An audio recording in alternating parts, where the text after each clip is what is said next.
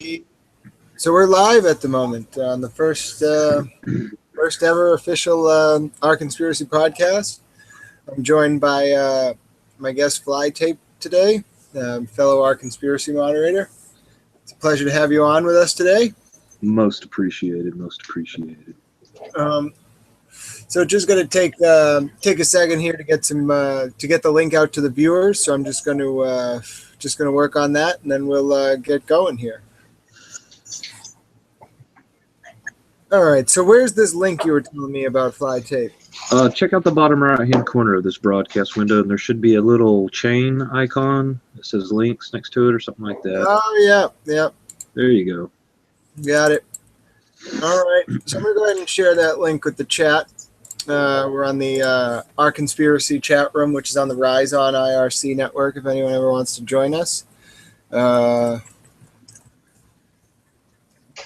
All right, I've gone ahead and shared the link with the chat, and we'll see if we can get some viewers. And I'll go ahead and make that new sticky post just to make the announcement and get everything up and running here.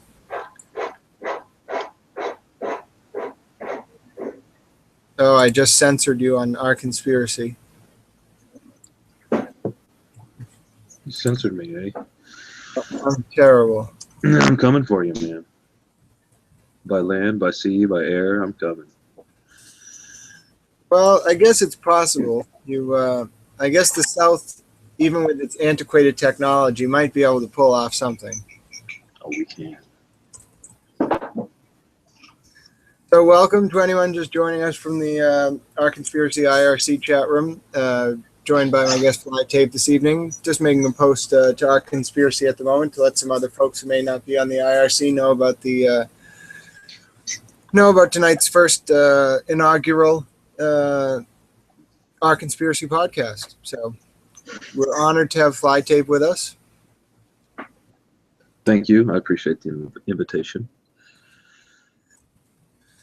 All right. So I've gone ahead and submitted that self-post to the link to the YouTube video, and I'm going to sticky that at the moment. And I'm actually just going to make a little note in the post saying people can feel free to ask us questions via the YouTube chat. I think there is a chat with the YouTube as well. Yeah, we can field questions from IRC as well. If that's easier for people. So I guess you have to have a Google account registered to participate in the Google chat. And there are some people concerned with personal information being leaked through that by their accounts and that sort of thing. So if you don't feel comfortable with communicating through Google, feel free to field questions to the IRC, which can be completely anonymous. It's up to you. Okay, so that sounds fine as well. I'll make a note in the post that folks are welcome to ask questions through either the Hangout or through the Our Conspiracy IRC. So this will just take me a second here. While I'm doing this Flytape, for the benefit of those who chose to join us already this early, why don't you explain a bit about how you kind of got yourself involved with Reddit, and what really drew you to the platform as a moderator more so than just a user? How I was introduced to Reddit. I used to have a very liberal roommate who was big into Reddit, and he probably still is, and he knows who I am, and he won't dox me or anything like that. We've got a really good relationship, and he knows I call him a liberal, and he calls me other things as well. So no problems there. He's a cool guy. And I got into Reddit, and of course I found the darker side of Reddit, the conspiracy forum, and some other places that I liked better, And I kind of stuck around, and I felt like there was a lack of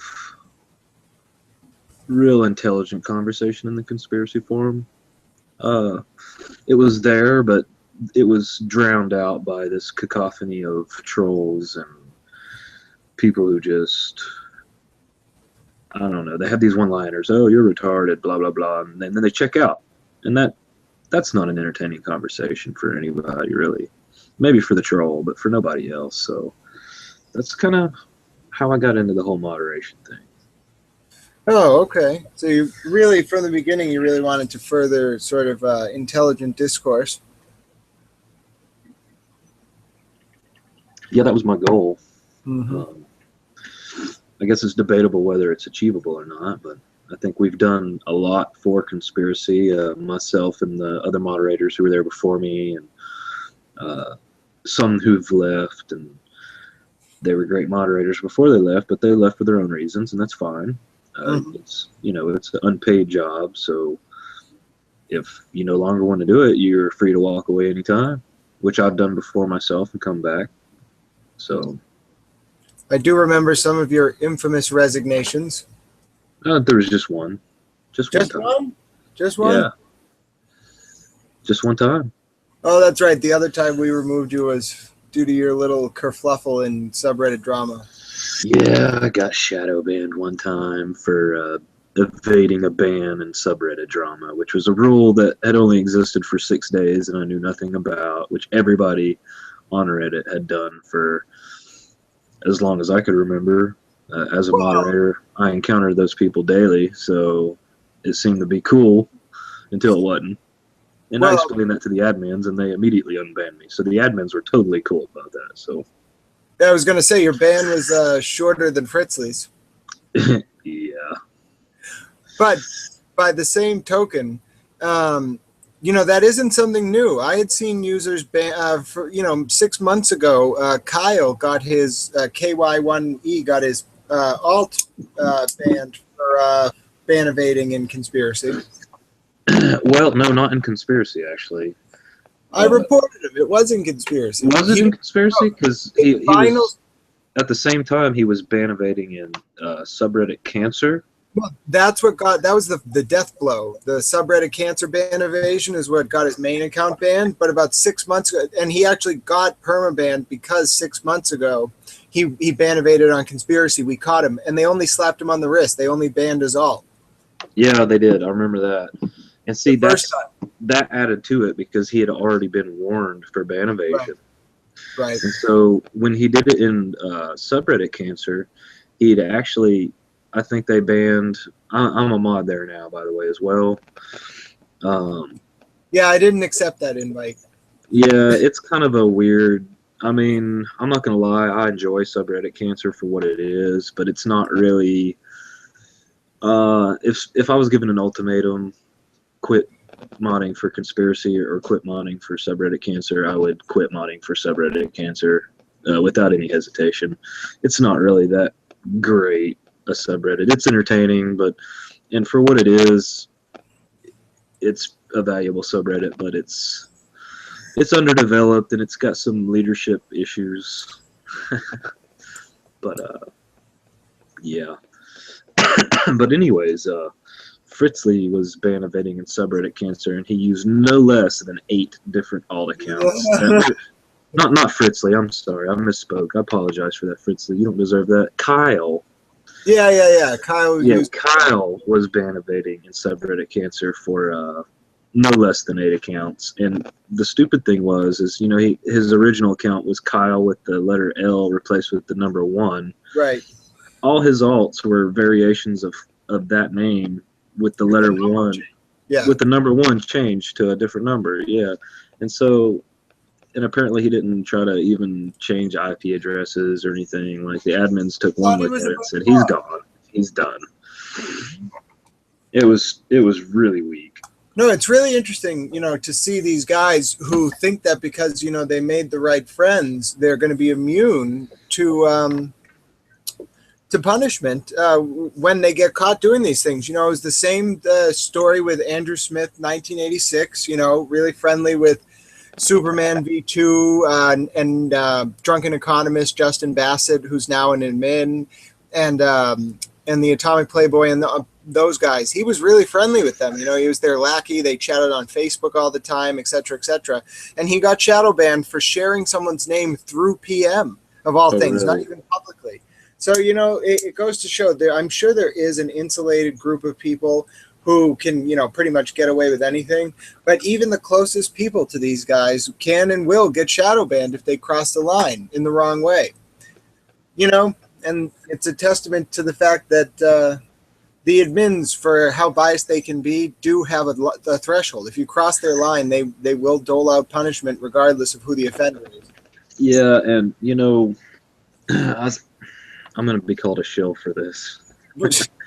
I'm so going to be called a shill for saying this if anybody's listening.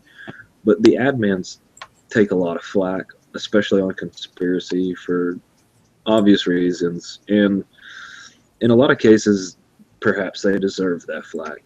But on the other hand, when it comes down to that line in the sand, they are pretty fair. I mean, they did unban me.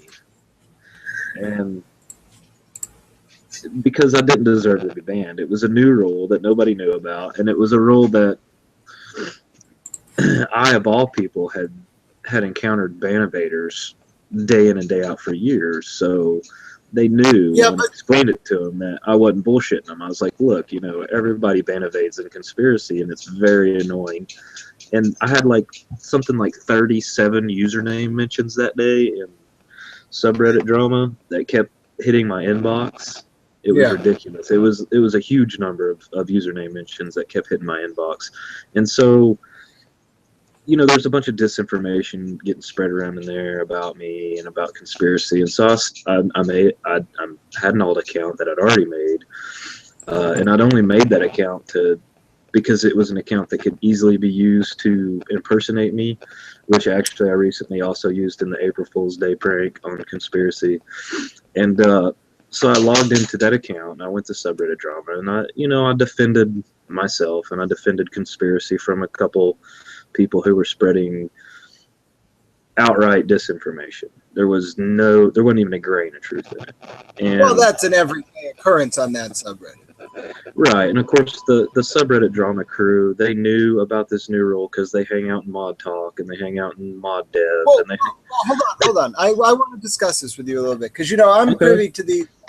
Although I just got banned from default mods, I'm privy to, you know, mod news, and I'm privy to the way mods sort of view this. And I know that ban evading has resulted in shadow bans for a very long time. You know, this was not something new. What's new was that, or what's interesting is that it's changed over time. Whereas I've seen some people, as we were talking about, Kyle's first shadow ban from our conspiracy.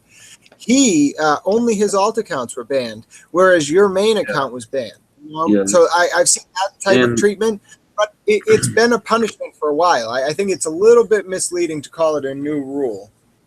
Well, you know, I looked into it when it happened, and there was some sort of an announcement thread somewhere that I got linked to that someone was explaining it to me, and it was literally 6 days before the incident where I got shadow banned, where this was clarified by an admin. I forget which admin. It really doesn't matter. But it was clarified, and that ban evading wasn't okay. And sure enough, you know, the subreddit drama crew, which is pretty deeply ingrained with the mod clique, is what I like to call it. And you'll see me refer to it on Reddit as the mod clique. And they're pretty intertwined together, and they knew about this clarification, and so they jumped on the opportunity, to get me shadow banned. And of course, you know, there was ticker tape and parades and celebrations. Oh, we got Flytape shadow banned. We did it, Reddit.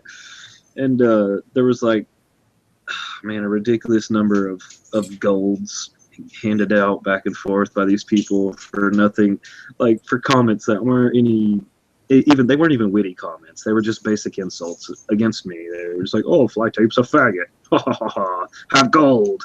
And you know, it entertained me. I laughed a lot about it. And then I messaged the admins, and I was basically told them, was like, "Hey, I wasn't aware of this rule. I see, you know, ban evaders every day, and I've reported them, and nothing's happened. And so I thought it was okay," which I did. You know, I'm not exaggerating. And they said, "Oh, okay, well, hey, we'll unban your account, but we'll only unban one of them because they banned two of my accounts because I only had two. It was Flytape and Flytape. They're and I said, okay, well, unban my main account, Flytape, and so they left the other one shadow banned, which of course a few days ago played into the whole April Fool's Day prank. I used the shadow banned account, which still belongs to me and I can still log into.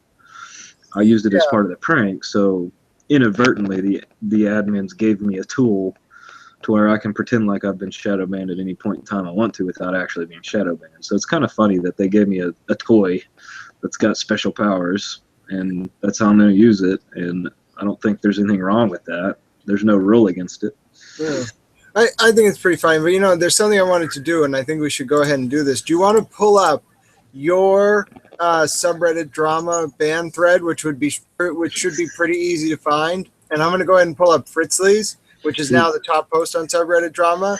And I think it would be pretty fun if we read some of these comments. I'll read the comments about Fritzley, and you can read the comments about yourself, and we'll get a real good sense of, this subreddit drama really does cultivate an ethos within sort of the Reddit meta community with regards to which communities are acceptable, which users are acceptable, which content is acceptable.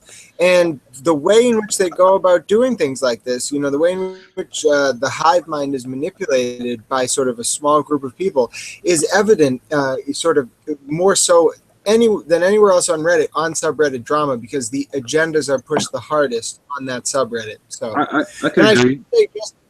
I shouldn't say just agendas, but also alliances and all that nonsense. But if anybody want to search along with me, I just did a general search on Reddit for Flytape space shadow banned, one word, and the most upvoted post had 1,054 votes, net votes, 95% upvoted for subreddit drama. And subreddit drama, right? And the title of the post is "Our conspiracy mod user Flytape has been shadow banned."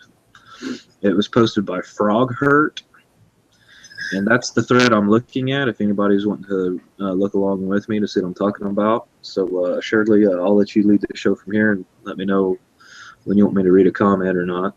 Well, I was just going to say, so now I'll read the title of the post that was about Fritzley, just so we can get a little comparison here. It has 571 upvotes. Mind you, it's only 17 hours old, so it'll probably gain a few more as we go forward here.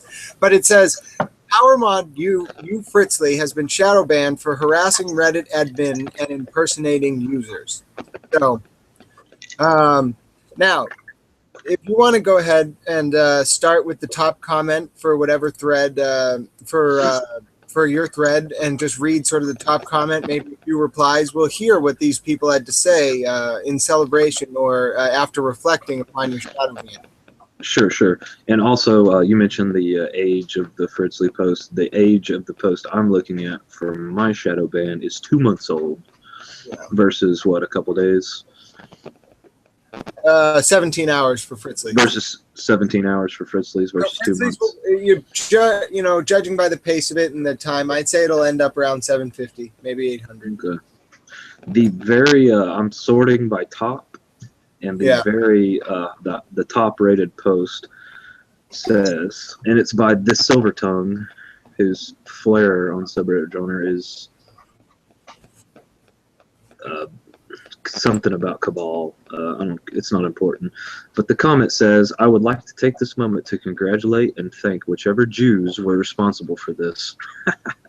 Well, that's pretty funny, actually. And he got gold for that, actually. There's a lot of gold in that thread if you look at it. Reddit made a profit that day because I got shadow banned. Oh, yeah. It's all part of the plan. Yeah.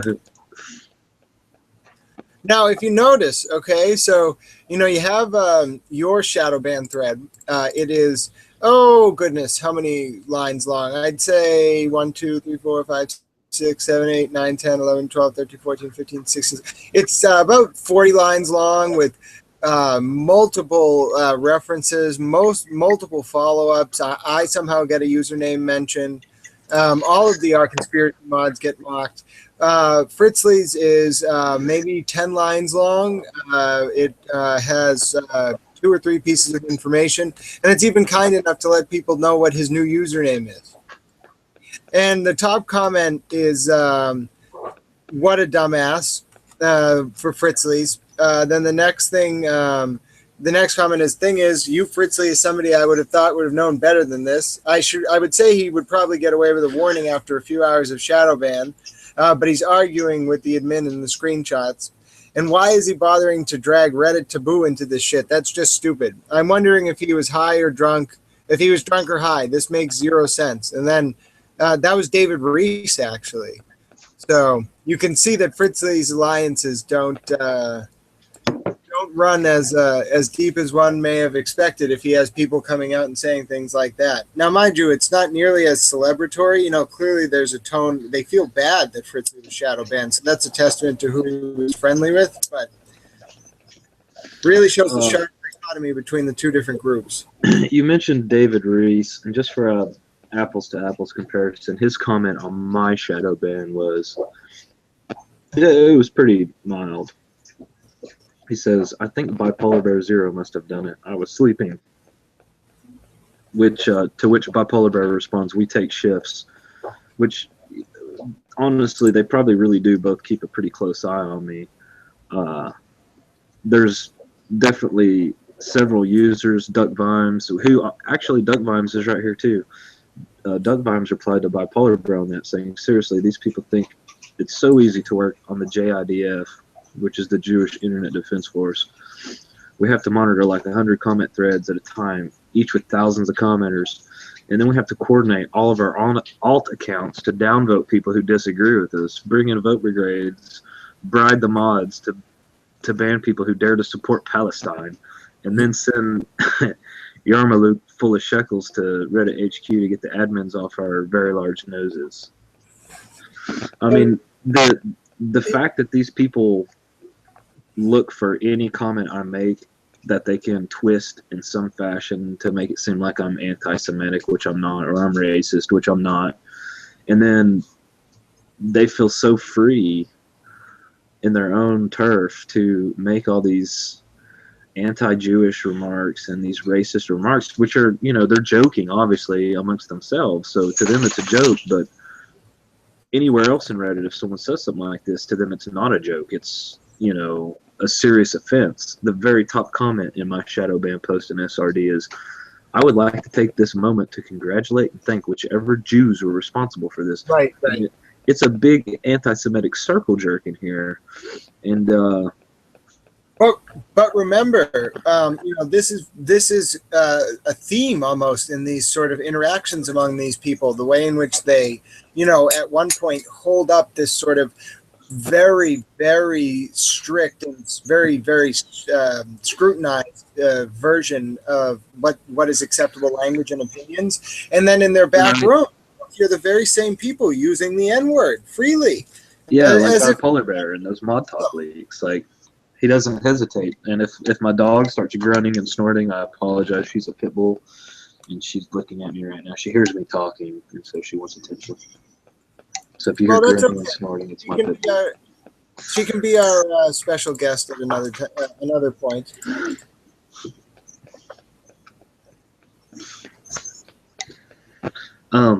But Bipolar Bear, as a matter of fact, you know, he's got such a hard-on, forgive my terminology, but he's got such a hard-on for conspiracy. You see it all throughout the mod talk leaks. It's we need to contain conspiracy. We need to contain these people to conspiracy. We need to, well, you know what, Bipolar Bear, please do send them our way.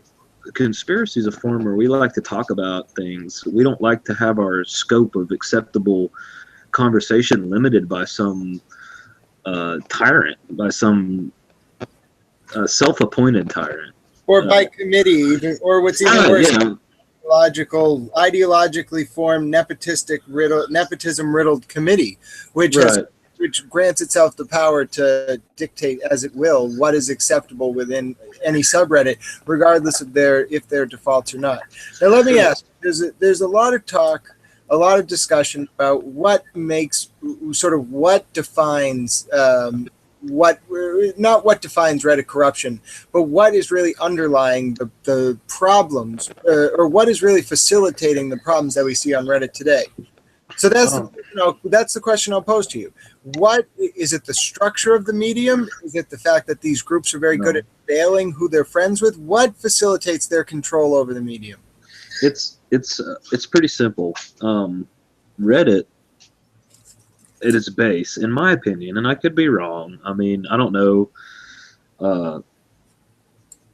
I'm sure some founders of Reddit would disagree with me because they tend to be very liberal. But Reddit, what made it great was that it's a place you can come in, you can build a community about whatever. You build canoes, okay, start a Reddit about building canoes. And other people who build canoes will find it eventually, and they'll come talk to you about building canoes. It doesn't matter what your interest is, you can build a community around it.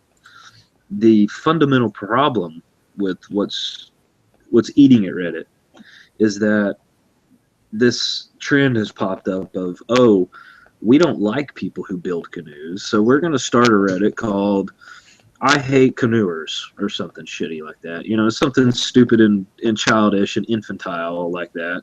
And they focus all this energy on linking to every single post you make, talking about how shitty your post is, and inadvertently, and I don't think they do it on purpose. I don't think subreddit drama brigades other subs on purpose. But I think, you know, you got a clique of 20 guys running subreddit drama and a clique of maybe 100 guys that make posts to subreddit drama. And then you've got thousands of users who subscribe to it who are stupid. Just like every subreddit, forgive me, but every subreddit has stupid people. And they see these links and they can't resist the urge to follow the link and go over there and make shitty, snarky comments and downvote people and try to impose their morality on everybody. And that's what's ruining Reddit, is this kind of internal warfare where it's like, okay, we're supposed to build communities here.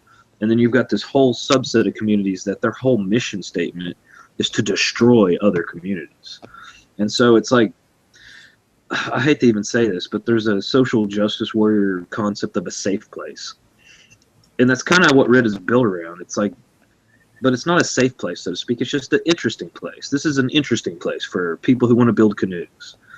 And it's a safe space for free speech is what it is. Well, right, but it's compartmentalized. I mean, they don't necessarily want a bunch of Republicans over in liberals and our liberals talking, you know, trying to proselytize republicanism to everybody. You know, I mean, and that makes sense. I mean, if someone wants to have a circle jerk of liberals, then they should be able to.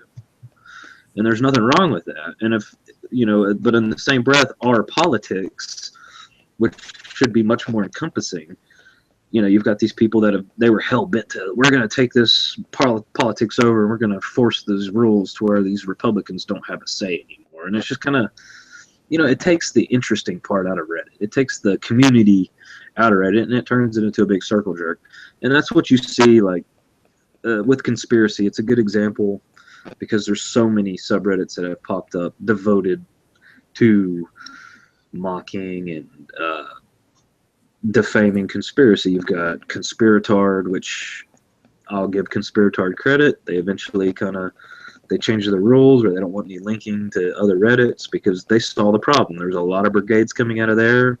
Their users were getting shadow banned left and right for doing it. They attracted way too much attention. So, as soon as they change the rules, we have these other subreddits pop up. Top Minds of Reddit, I Hate Conspiracy Club, Is Conspiracy Racist?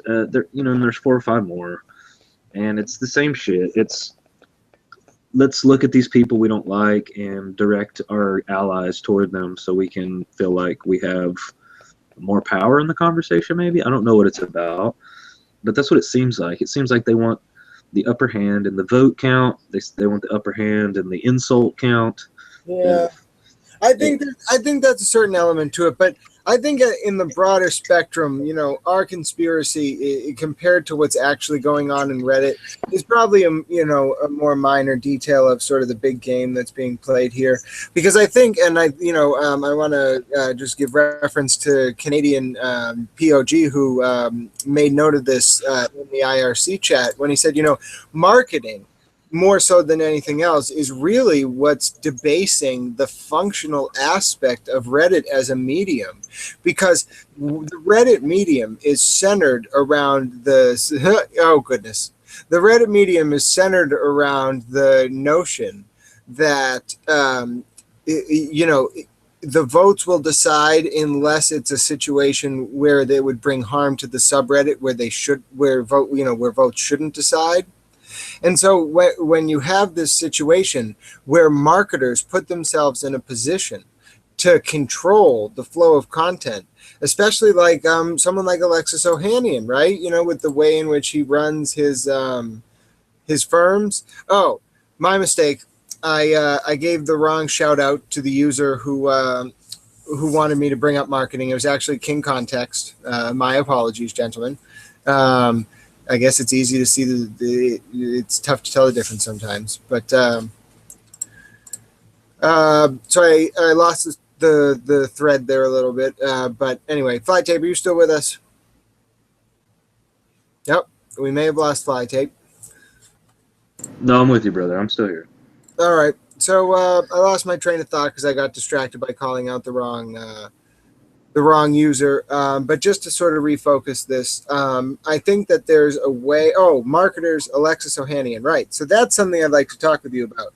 It's been almost 2 or 3 years now since it came out that one of the co-founders of Reddit and the current chairman of the board, it runs a public relations social media consulting firm with a former Reddit general manager named Eric Martin.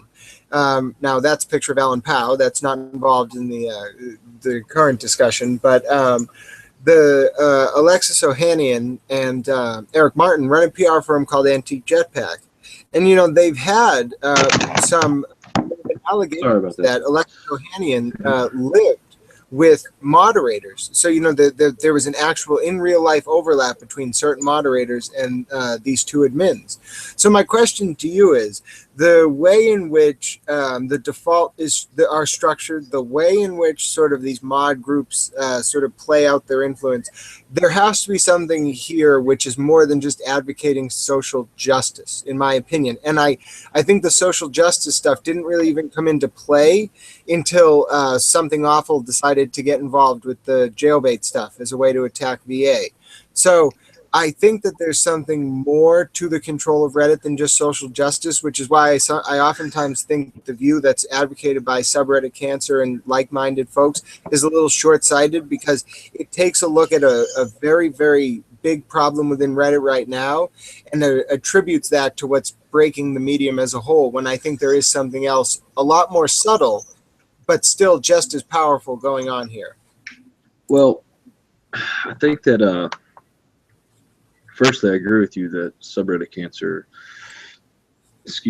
and their mission statement, if they have one, or what seems to be their mission statement, and I'm a mod there, and it's pretty undefined. So I don't know. I might get kicked for saying that. I doubt it, because they seem to also be pretty relaxed and accepting of alien opinions. I take them to task in mod mail quite often, but it seems like they're definitely missing the mark in a lot of ways.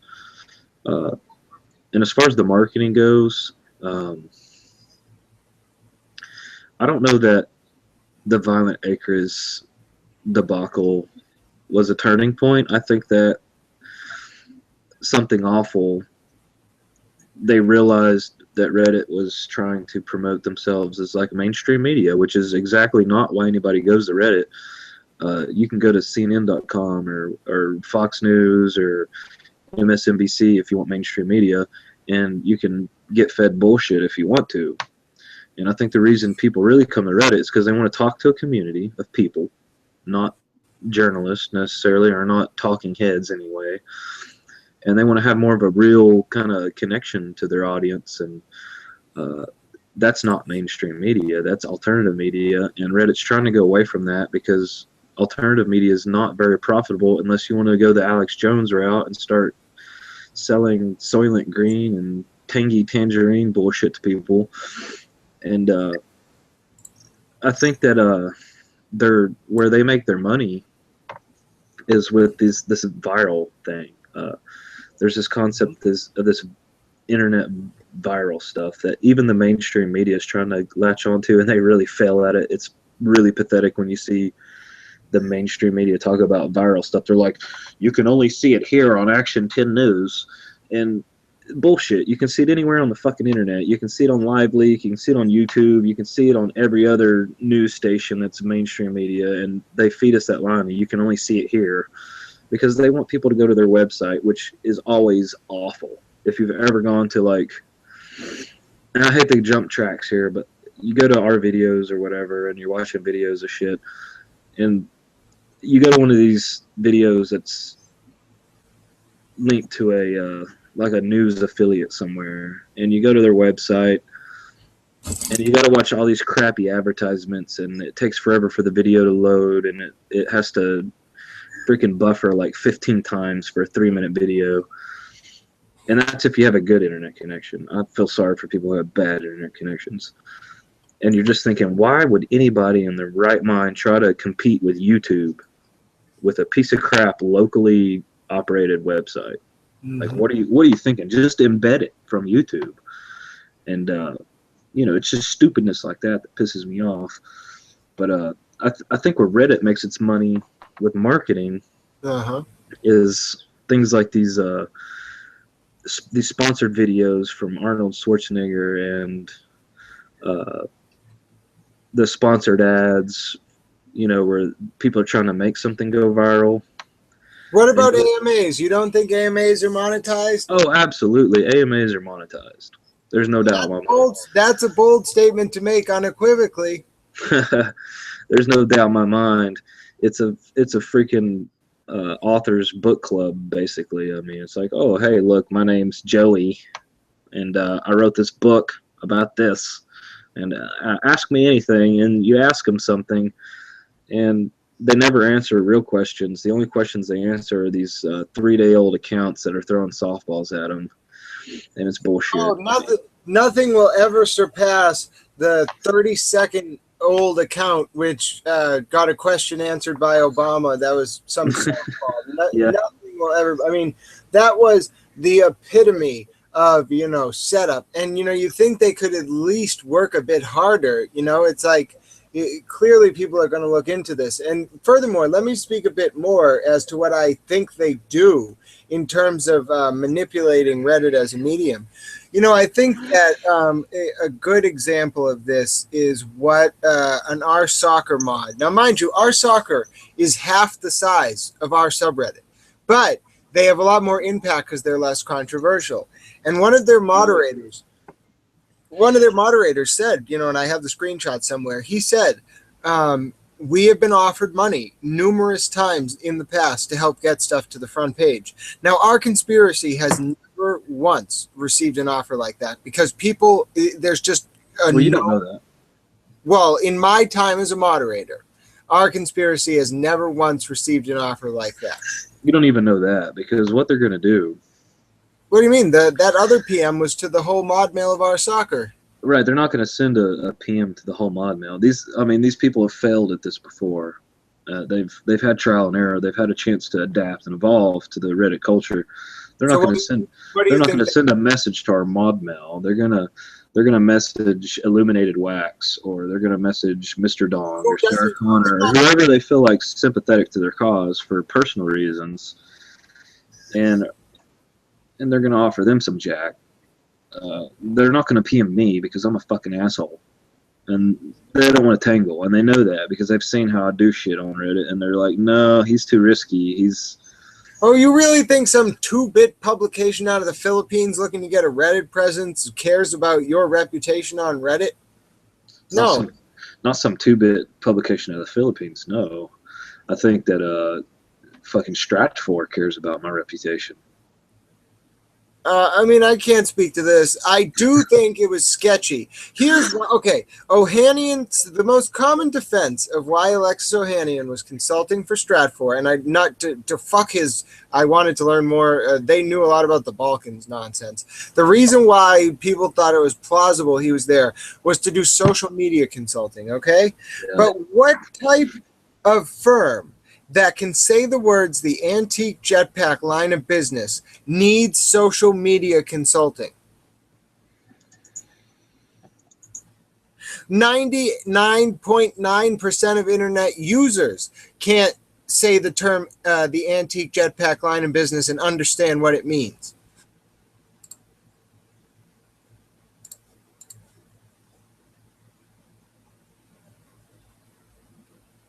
Have you disappeared, Flytape? I'm still here. Something I can tell you is, in my experience as a mod, we took measures to counteract these instant accounts, I like to call them, the just add water accounts, where you make an account, it's got a catchy username, and you make like 2 or 3 posts that are kind of synergizing with your subreddit, and in our case, conspiracy. And then all of a sudden, you see these accounts primarily commenting on things like GMOs or vaccines or some current event like Libya, when we bombed the shit out of Libya for no reason. And it's pretty obvious that they're trying to appeal to the audience, but their message is clear, and it's whatever the mainstream media's message is. It's whatever the powers that be want you to think, and they're trying to find a way to push that onto your audience. And we took measures to get rid of those accounts by limiting the account age that is allowed to make posts in conspiracy. And as soon as we did that, and I've said this before, and people might call me crazy for this, and I don't give a shit because I'm wearing a fucking bird mask on the internet, all right? As soon as we took these measures, right? Laugh at me. As soon as we took these measures, you start seeing 3-year-old accounts pop up that have a comment history that's only 2 days old. And they look, for all practical purposes, just like the 2-day-old accounts we used to deal with. But all of a sudden, they've got this 3-year-old account history. And I think it's people like Alexis that have some sort of connection where they're saying, hey, make a bunch of accounts, send us a list of these account names, and we'll go into our database and we'll roll back your creation date a couple years so that you can get past all these limits that are in place by subreddits like Conspiracy, and our videos has those limits. I think Pix has those limits.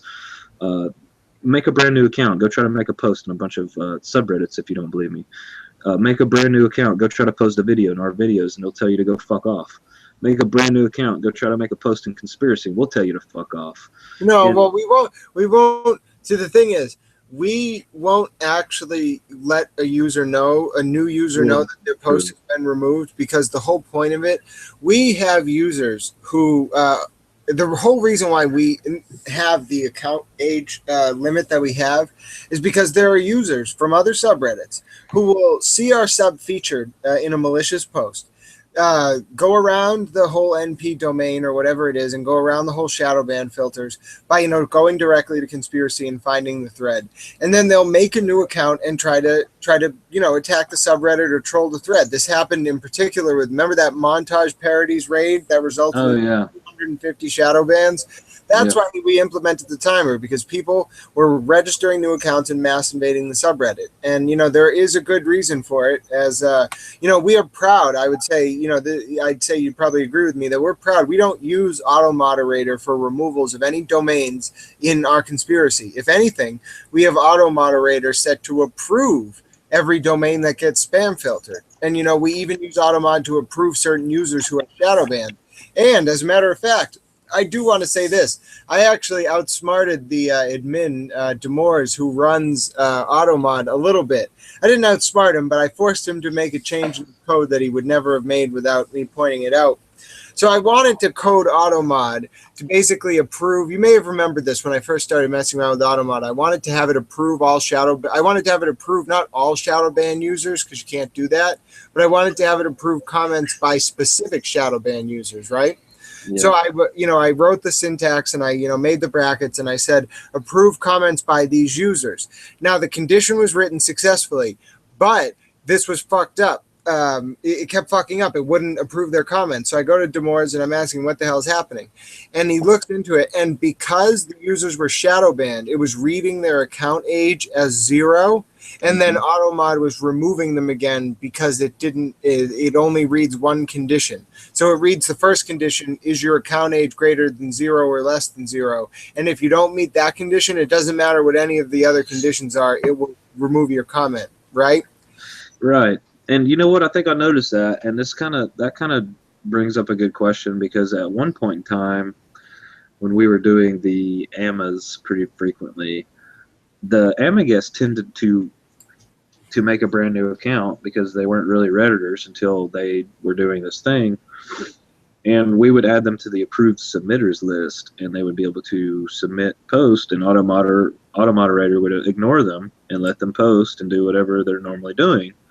And all of a sudden, I hit this wall where I added someone as an approved submitter, and auto moderator was still removing them.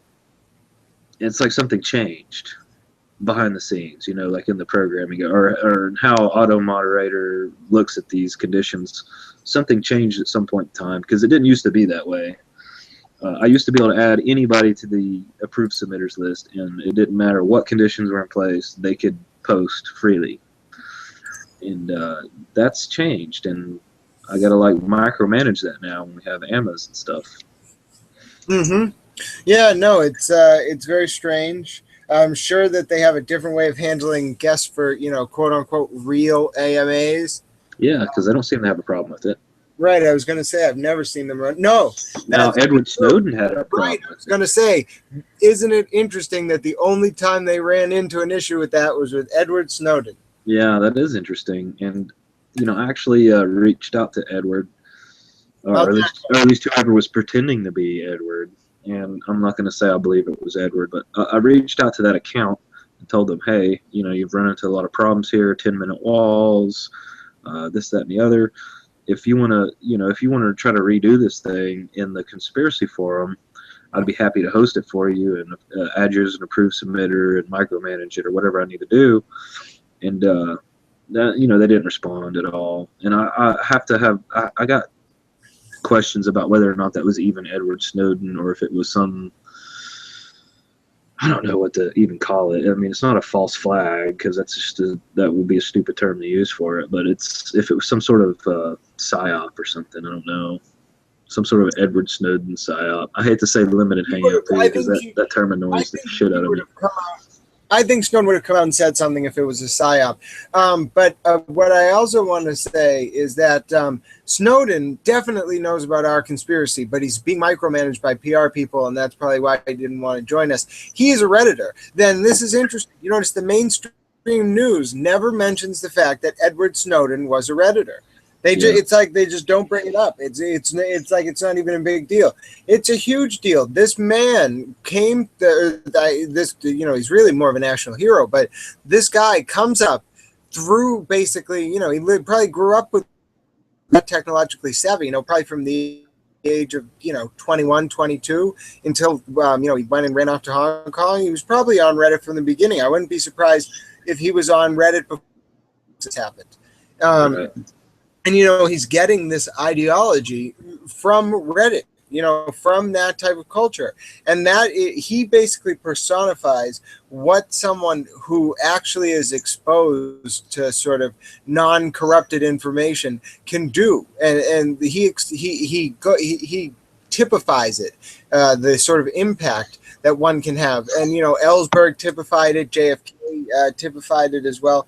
But it's very rare that someone in a position of power can think in such a way that allows them to sort of free themselves from the constraints of the system. And so, he's really the only. I mean, Ellsberg didn't live. I don't know how the hell he managed to do that. He managed to do it, go through a trial, and actually, I want to retract that statement. I know how he managed to do it. Nixon sent the plumbers to his fucking psychiatrist's office, and the judge threw the case out. Did you know that? No, I didn't know that. That's interesting. That's why Ellsberg that's why charges were dismissed against Ellsberg. The dismissal said the government did more than anything else to corrupt this case. because it was 5 years before Watergate. I think it was 71. Watergate was 76. I might be wrong a little bit, but needless to say, Ellsberg, the Pentagon Papers were a few years before Watergate, and Nixon introduced the idea of this sort of break-in, this stealth break-in team, in order to get Ellsberg's psychiatric record so that they could find something to tank him with at trial. It's like pre-NSA spying. I haven't honestly got that deep into that subject, but it's I'd love to see a conspiracy post about it. Oh yeah, how the community bounces some ideas back and forth on it. On the subject of Snowden, though, taking a step backwards. Yeah, Snowden does piss me off because he's trickle-truthing. So you're telling me that you've decided to defend the cause of our friend George Tenet? I've never disagreed with George Tenet's cause. I've disagreed with George Tenet's annoying approach to it, which, of course, everybody witnessed. I warned him about it. I warned him about it. I warned him about it. And I finally banned him. And then he created this huge drama thing. And eventually his own people told him, hey, dude, what are you doing? Right. And he came off of it, and that's great. I'm glad he can comment again in conspiracy because I think he has a valuable message. It's just annoying when someone tries to dominate the forum for one subject. I've had 911 truthers do it. I've had Alex Jonesers do it. I've had several people do it where they kind of try to shut everybody out so their cause can get more attention, and that's not what conspiracy is about. That is. And we're kind enough to auto-approve InfoWars, That domain is on the blacklist. And, I don't like Alex Jones. Alex Jones in the league. I entirely believe what Bill Cooper had to say about Alex Jones. I don't like him, but I'll, of course, facilitate discussion about his content. Although, I do want to say, out of all the websites I see listed on that the admin sort of shadow ban domain list, which I'll link to right now in the IRC for anyone who might be listening. The main reason why domains get on is for vote cheating, I think, and I think more so than anything else, InfoWars was vote cheating, because some of the behavior I've seen in conspiracy alone leads me to believe that there's vote cheating going on around that domain. Now, do I care? Not really. I mean, unless I see definitive proof that there's vote cheating going on, I, as a moderator, am not going to act on it. And that's why I hold people like people like Our Politics and such in really low regard, because these mod teams say, oh, well, we've seen this pattern and we've decided that this domain was spamming. And as a result of that, we are going to prohibit it from ever being submitted again. And, I'm like, if there's no, I've always lobbied for a rule that says if there's no admin confirmation that there was vote cheating going on with the domain, then a sub should not be able to ban a domain, whether it be with whether it be via automod or otherwise. It's just to me it's unacceptable. Well, here's the thing with InfoWars that's. I don't know if it was vote cheating that got them site-wide banned or if it's just their spammy nature. They try to sell a lot of product, and a lot of their articles that maybe approach interesting, they've got, it's like they almost force in this reason to buy some water purifier or some phantom hand in the background of my screen, or get out of here. Or they try to force a sell into everything, and that's the number one giveaway that a source isn't really a good source, is when they're trying to sell you something at the same time. There's no way in reality that you can provide good journalism and at the same time provide life-saving medicine. It's just two industries that don't cross, and so Tangy Tangerine and Soylent Green are full of shit. If you want to get into the holistic healing and all that stuff, it's probably best you get in touch with a vendor that's not interested in media, maybe, that they're focused on holistic healing, if you believe in that stuff, I mean, then you might as well go to the people who that's what they focused on, instead of some rebranded Alex Jones crap, which he just bought from somebody else and put his label on it. I mean, Alex Jones isn't a damn herbologist or whatever you want to call it. He don't know what the fuck he's talking about. So yeah, he's a media guy, and that's what he is. But man, I feel like I lost my thread. But well, that's all right. So I got a question though. Does World News have any does World News have a domain blacklist? And the answer is no. I have access to that AutoMod. There are no domains prohibited, and if there were, I would be very angry about it. So, and this brings up an interesting point here. There are some default subreddits which are not in control of this sort of very small mod group, it's important to stress that like these people who I consider myself one of them to some degree, but there are people with more influence who go back farther in Reddit's history in the mod structure than I do, who take a big stand and have lost a lot of friends over refusing to play ball with some of those other guys. You see constantly people trying to get these people removed from their subreddits as top mods because they refuse to go along with this sort of constraining of of acceptable discourse. And I actually want to call out a subreddit right now, which I feel is really bastardizing its mandate at the moment, which is our technology. Now, I just got banned there for a week, and I got unbanned and whatnot, and I'll explain the situation. But that is a subreddit where their entire mod team was reshuffled because our old friend David Reese 666 he created a word list, right? And that word filter list was discovered by Craig, who's a different story. But Craig discovers this word filter list, makes a post on delete. It becomes the top post all time in undelete. And what Craig does is he approaches the mod structure, QGY, whatever. I call him Q, the top mod of our technology. He approached him and he approaches the rest of the mod team and he says, "Look, I figured out that your moderators are doing this. Why is this happening?" And the top mod basically comes in and says, "This is absolutely ridiculous. Who allowed this to happen?" And he basically figured out that David Reese had implemented this word filter and that a few mods, Agent Lame, Skynet, etc., had gone along with it, and he booed them all off the mod team. Now, as punishment, which is really interesting, David Reese and Agent Lame spun up this whole campaign to pretend like the word filter list was actually made by Maxwell Hill and Anutsil. If that's how, I don't know how to pronounce your name exactly. I know what you're talking about. All you got to do is click on technology and look at the mod list. It's the top 2 mods under Q or whatever his name is. Well, they're gone now, but on World News, they're still there.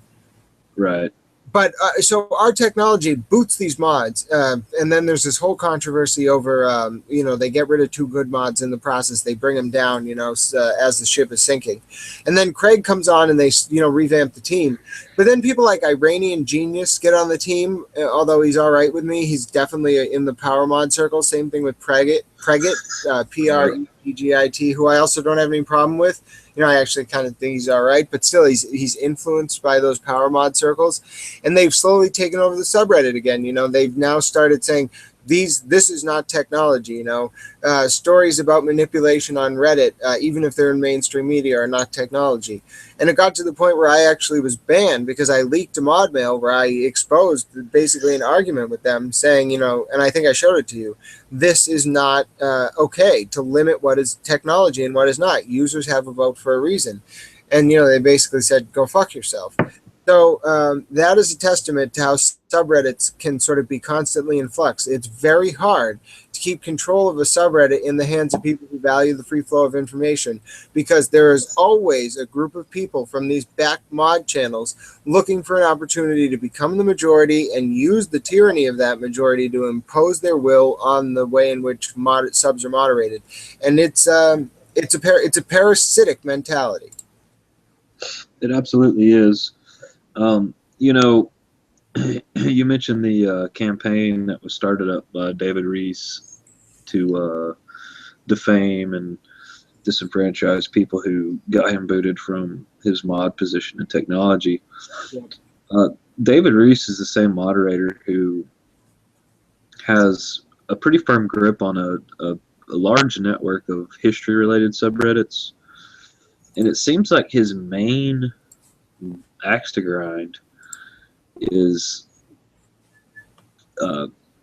hyper-focusing the discussion on anything Holocaust-related. Like, he seems to be a normal moderator on any other subject, but when it comes to anything Holocaust-related, he really goes overboard. There was actually an example posted in subreddit Cancer. I don't know where else it was posted, but a user asked a question about Holocaust deniers. He's like, I don't understand where Holocaust deniers are coming from.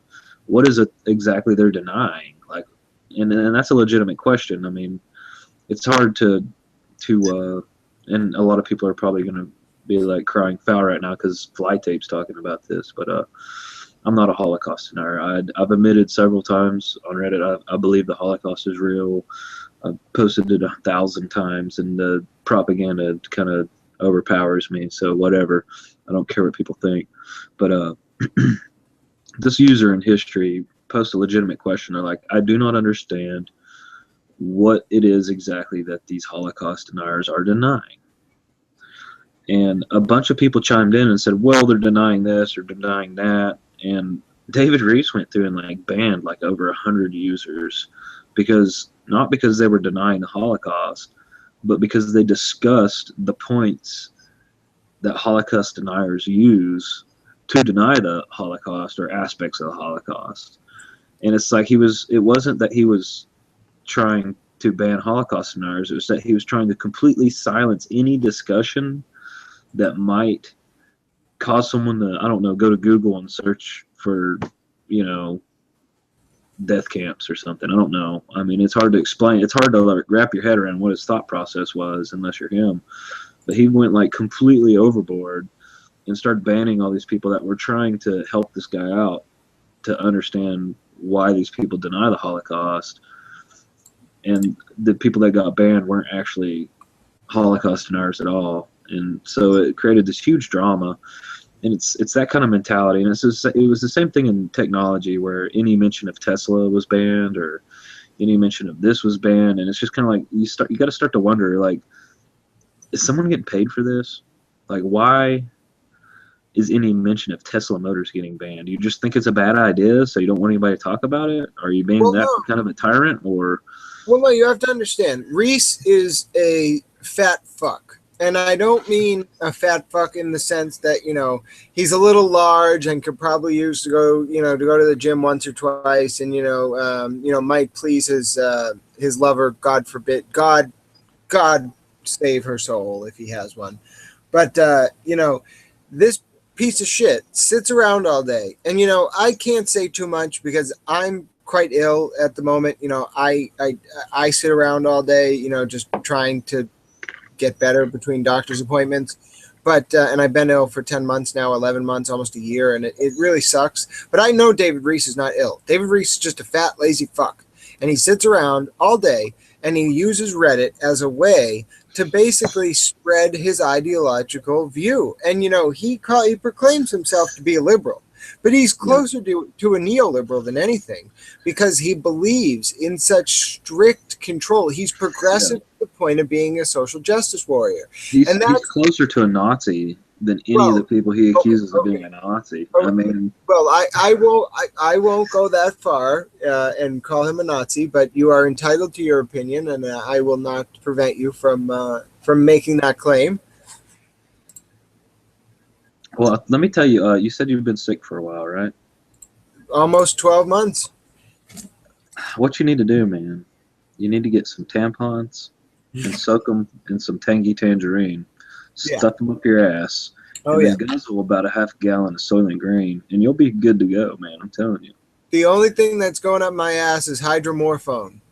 And hey, if anybody tries to tell you different, globalist! Roar! Globalist. Anyways, sorry, I had to do that. No, that's okay. That's okay. But yeah, no, I have a limit on things that I've never put anything up my ass, and nothing will go up my ass until the day that I need hydromorphone, in which case I will use it rectally because I hear that it's a little more soluble in that manner. Only hydromorphone, though. You know, opiates are a strange class of narcotics in that their solubility is normally pretty consistent between different versions of the drug.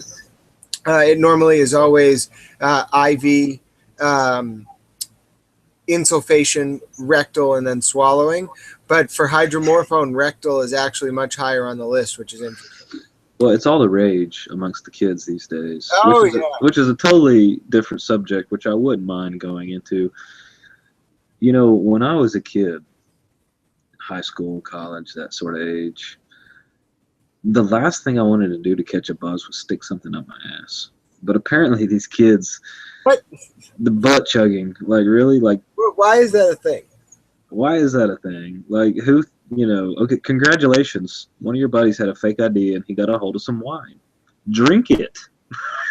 Don't stick it up your ass. What's wrong with you? Are you fucking stupid? No, you know, it's like the movie Trainspotting, right? You please tell me you've seen that. Yes, I have seen Trainspotting. You know the scene where he can't find any heroin, so he has to buy suppositories? Yeah. And then he dives down the toilet. I mean, because he drops one, the worst toilet in Scotland or some shit like that. That was a great scene, dude. I love it. There's a time and place for rectal insertion of drugs, and alcohol is never included on that list.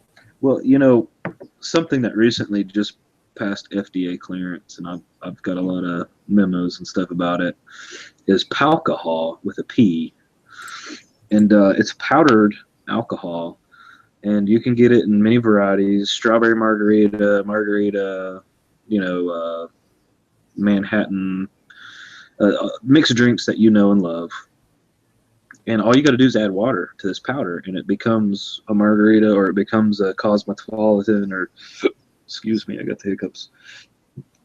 This Palcohol stuff. Yes, I've seen. I think I've seen a picture of it. I thought it was a satire piece, to be honest. It's real, man. I've got the FDA memos on it. It's what's the point? Why do you have the FDA memos on it? What? I can't get into that, but classified research. Classified, but what's the point? Like, it's going to be just as expensive as going out there and buying the ingredients to make these drinks yourself. It's going to be a nightmare for like sports arenas and places like that have distribution agreements where they get to sell the beer, they get to sell the alcohol. It's going to be a nightmare for those people to keep outside alcohol out. It's going to be a nightmare for clubs and this, and not only that, but it's going to be a nightmare for public health in the sense that you're going to have people who are doing new stuff with this powder. They're going to be snorting it. They're going to be mainlining it. They're going to do all kinds of creative things with this powder. And there's going to be people with alcohol poisoning die because of it. And it's compact, man. Like you can get a little packet. It looks like, like a packet of Pop Rocks. What's the difference between that? But what's the difference between that and powdered caffeine? I don't think, straight up powdered caffeine should be available either. I mean, Yeah, but I mean, it kills the people who, weren't going to make it that long anyway. Well, yeah, you've got a point there. Like, do we really want to protect someone from themselves who's going to kill themselves with powdered alcohol? It's like, I was reading this anecdote about, some like mad courtier to Louis the, 19th or something, who was, he was just insane, and he threw himself out of a window in Paris. And as he was dying on the street after falling 3 stories, he looked up and said to passersby, "Why on earth did I do that?" And it's not our place as a society to stop someone from throwing themselves off a 4th-story window. Yeah, you're absolutely right about that. And maybe I'm overstepping my boundaries a little bit, because I tend to be very libertarian. In the libertarian world, there's room for alcohol and powdered caffeine or whatever you want. And as you see, I'm vaping, which is pretty new. Yes, I had someone brought that up. They thought you were in the sticky on the subreddit. They thought you were smoking weed, and I said no. He's definitely vaping nicotine. Yeah, it's a vapor. I, on the other hand, am smoking weed. You just can't see it because I'm not showing you my face, and I'm not putting on no Birdman mask. Well, each to their own. No, it's not that I'm hating on the Birdman mask. It's just, it's not my style. Well, I mean, I'll be honest with you, man. When I'm driving to the office, I don't wear a Birdman mask. I'm just going to be real here for a second. That's not your everyday apparel? I'm a bit shocked. It's not. I'm sure some people are going to post pictures of you and say, this is what Flytape looks like on a daily basis. This shit, I mean, I apologize to conspiracy for wearing the Birdman mask, because this shit's going to be, it's going to make the rounds and all the conspiracy hate forums, but here's the deal. It doesn't matter what I do, and believe me when I tell you this, I could wear a suit and tie and we could have like a professional set where it looks like I'm announcing for the NFL, and there would be some asshole out there that takes issue with it and makes some big drama over it. So don't worry about the Birdman mask. I'm not discrediting conspiracy. I'm protecting my identity is what I'm doing. And it's entertaining. You're watching this shit right now. You're entertained because I look like Spy versus Spy. That's what I look like to me. I mean, you guys remember that old game, Spy versus Spy? There's a white one and black one. I'm the black one, right? All I'm missing is the little hat and some bombs and stuff. And check it out. Check out my profile. What do you think about that?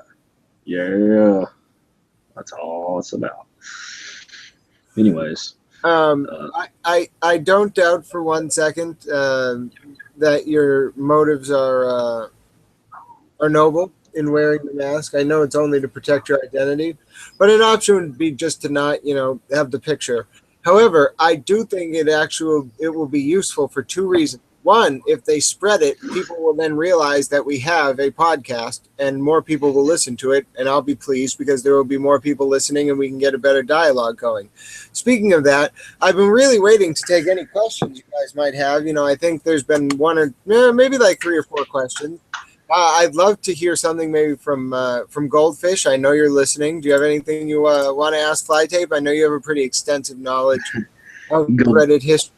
I know some of the other people who are listening, from the channel or from the subreddit, have been around for a while. And really, Flytape has some good perspective. He has different opinions on how to solve the problems that I think Reddit faces as a medium structurally.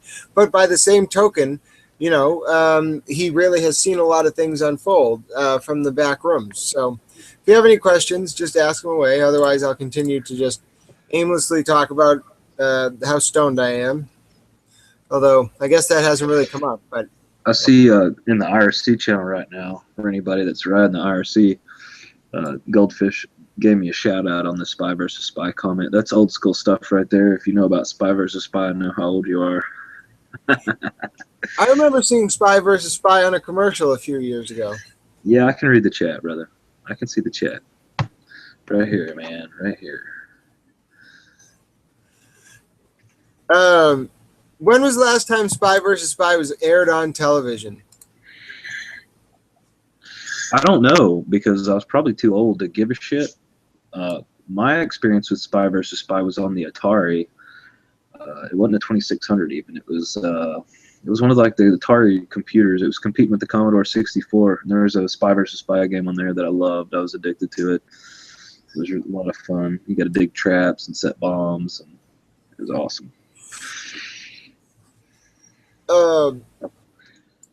So my next, we have a question here actually, from King Context, and he wants to know, what are your thoughts on the Restore the Fourth fiasco, which I assume is referring to how Douglas MacArthur, former, I think he might still be in our news mod, may have quit, and Bipolar Bear Zero, basically from the start of the movement, undermined it, kicked out the founder, and then took it over. So, your thoughts? There's a lot of fuckery in the Restore the Fourth movement. I was actually a big supporter, which now I support Stop Watching Us, just for a shameless plug. You can Google it. Stop Watching Us is a much better alternative to Restore the Fourth. And but back to the Restore the Fourth fuckery. It was hijacked by the mod clique, particularly Douglas MacArthur and Bipolar Bear and probably more. And they basically elbowed their way in there. They earned the trust of the people running it, and then they asserted their authority, and they said, "Hey, we're better at this than you. You need to step aside, and here's what we'll do. We'll let you keep access to the email. We'll let you keep access to this." And as soon as the guy handed over access to it, under the guise that he was going to be kept on board and be able to be involved, as soon as he handed access over to it, they changed the passwords. They kicked him out. They hijacked the movement. They started collecting donations. And I don't know about you guys, but if I was collecting donations for something like an activist movement, I would be keeping an itemized expense report to let people know what I'm spending their money on, just for transparency's sake. I've yet to see an itemized expense report. They collected something like $8,000 or more, which they could have collected a lot more until they got called out on it. But there's never been an itemized expense report. The only thing that was shared was one of the mods there at the time posted a YouTube video showing where they'd spent a couple $100s on some Facebook ads, and which I saw the video myself, so I can testify that they did spend a couple $100s on some YouTube ads, but I never saw anything besides that. And so who knows where that money went? For all I know, it could have been donated to the NSA to spy on you. I mean, I'm not gonna beat around the bush here. I don't trust Bipolar Bear, and I don't trust Douglas MacArthur. I don't like their tactics, the way they act. They act like they're government agents. I don't doubt in my own mind that they're government agents. I have no way to prove that. And if they are government agents, it's obvious why I don't have any reason to prove that, because they've got, millions of dollars of resources to spend versus my free time. So I don't trust those fuckers. It's the same guy that was running Bipolar Bear, was running alt accounts and conspiracy to post racist shit, so he could then go do an interview with Mashables.com and complain about all the racist shit on Reddit. And it's just kind of like, dude, you're creating your own enemy here, and you're taking over activist movements, and you're trolling people, you're mocking people, you're disrupt, defame. I mean, all the the J-trig tactics there. He showed some capacity to do, and honestly, he reminds me of the commondreams.org had an issue with a user there that was doing similar things. They were posting racist content, and then they were also posting as users who were against the racist content, and they were having these big arguments with themselves, like seriously, like a bipolar person would. And they had this, this big long thing, and finally, commondreams.org, they're one of their technical guys that can see all the stuff behind the scenes, started looking at IP addresses and this, that, and the other. And the guy made a mistake and forgot to change IPs or forgot to use an anonymizer, and they figured out he was talking to himself for years, creating these big dramas over nothing. And you have to think for yourself, they lost donors over that. There was donors telling them, hey, I used to donate money to you guys, but I'm not going to donate anymore because all this racism in your forums. Mm-hmm. Well, if this guy, Ham, Bacon, Eggs at commondreams.org hadn't been doing this, there wouldn't have been that racism there. There wouldn't have been that controversy there. There wouldn't have been that feeling of warfare going on in the comment section, and they would have kept collecting money. So what are they? What was the goal? What was the point? What was the objective? And it's hard for me to say because I don't know what was going on in the mind of Ham, Bacon, Eggs, which was the name of the user, Ham, Bacon, Eggs. I don't know what was going on in his mind, what motivated him to do this stuff, but he had an effect. And it's the same kind of shit I've seen out of Bipolar Bear. I mean, he's still right now. I've called him out, and I hate to stoop to his level, but he frequently he'll post on Reddit. People will start mentioning the fact that he's subpoenaed Reddit for people's personal information so he could file civil lawsuits against them. and he'll jump into the forum and be like, I've never done such a thing, and that's a lie. And I've got screenshots and links to the places where he admitted he did that.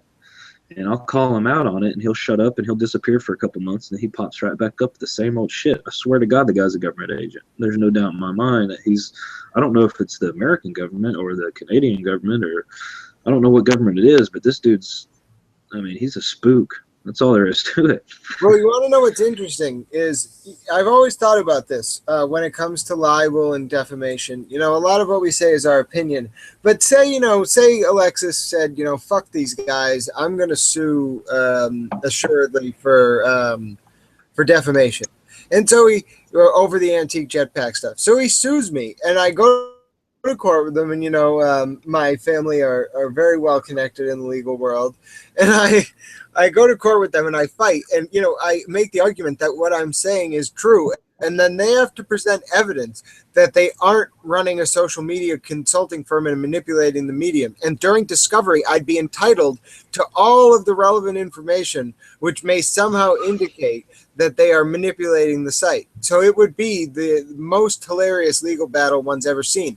And I have to imagine that Bipolar Bear feels similarly, and those are vague threats, and he might have even made them up. Because if Bipolar Bear were stupid enough, and this kid may be a goddamn piece of shit, but I don't think he is that stupid. If he were stupid enough to send a subpoena and actually sue you for libel, you'd be entitled to discovery during the civil hearing. And you'd be able to actually determine, one, who the fuck this piece of shit is, and two, why he has such a vested interest in silencing your criticism of his handling of that money. And I don't think he actually wants anything to do with that. And I think that it was entirely empty threats. Now, I heard some behind the scenes shit about how it's possible that the admins actually were upset because he was threatening to subpoena them. But again, I think because he told them he talked to a lawyer, I think it's empty threats because he's a pissy piece of shit who thinks he's Frank Underwood but is nothing more than a failure. I can't imagine what his motivation is. I cannot for the life of me imagine what his motivation is. He is the type of person who, it's not that he doesn't have a life, because he does. He's clearly intelligent. He is clearly the type of person who has the ability to sort of manipulate the way in which people go about thinking about a topic, with the Syrian Civil War, the Ukrainian Civil War, and Restore the Fourth as perfect examples. And, what's really scary about his influence, and whether or not the admins like him is irrelevant as to how much influence he has. When he was a moderator of Restore the Fourth, now this was July 2013, so we're talking 1 month after Snowden's leaks came out. Snowden's leaks were released for the first time through the Guardian on June the 6th, 2013. Bipolar Bear was added as a moderator to our news about a month before that in May. And by July, he was also a moderator of Restore the Fourth. Okay, well, in July, while Bipolar Bear was a moderator of both our news and our Restore the Fourth, and the same held true for username Douglas MacArthur, our news banned all links to NSA, Prism, or Snowden stories, and they directed them all to the, at the time, 46,000 subscriber large are in the news. And so they treated any NSA piece as if it were an analysis piece and banned it from their main subreddit. And this is a subreddit that no less than 8 months later got rewarded with default status. I don't know who the fuck Bipolar Bear has friendships with, or who the hell that mod click has friendships with, but they've done things that were disastrous to the site, undermined the very core functioning of the medium, and managed to go about continuing to hold their mod slots and gain more positions of power unchecked. You know what I'm saying? That there is something going on behind the scenes there. I don't know what it is. I don't know who's friends with who.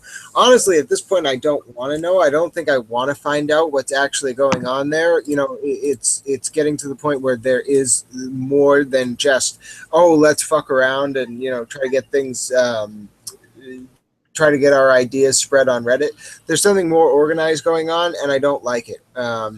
Yeah. But that said, there was a yeah. I'll let you address that because that was this is an important topic, so I want to hear your thoughts on that. Well, something interesting, which might clue some people into the depths of the fuckery going on. And I see King Context in here talking right now, and he might appreciate this mention. I've spoken to him about it before. He seems to be interested in it on some level. I've been mingling with some groups just to kind of learn a little bit more about what's going on. There's a subreddit called Dick Girls, which is if you visit that subreddit as a user, you're just going to see a bunch of really nasty pornography. If you're invited to that, Dick Girls here. Sorry, I was copying and pasting a question from a user in the chat. Yeah, it's called Dick Girls. Yeah. Okay. If you get invited there as a moderator, though, there's this. That's the whole purpose of the subreddit. All the pornography posted in it's up front. Because it's a mod community. Yeah, it's a mod mail community, and that's what the whole purpose is. Everything else about it's up front, and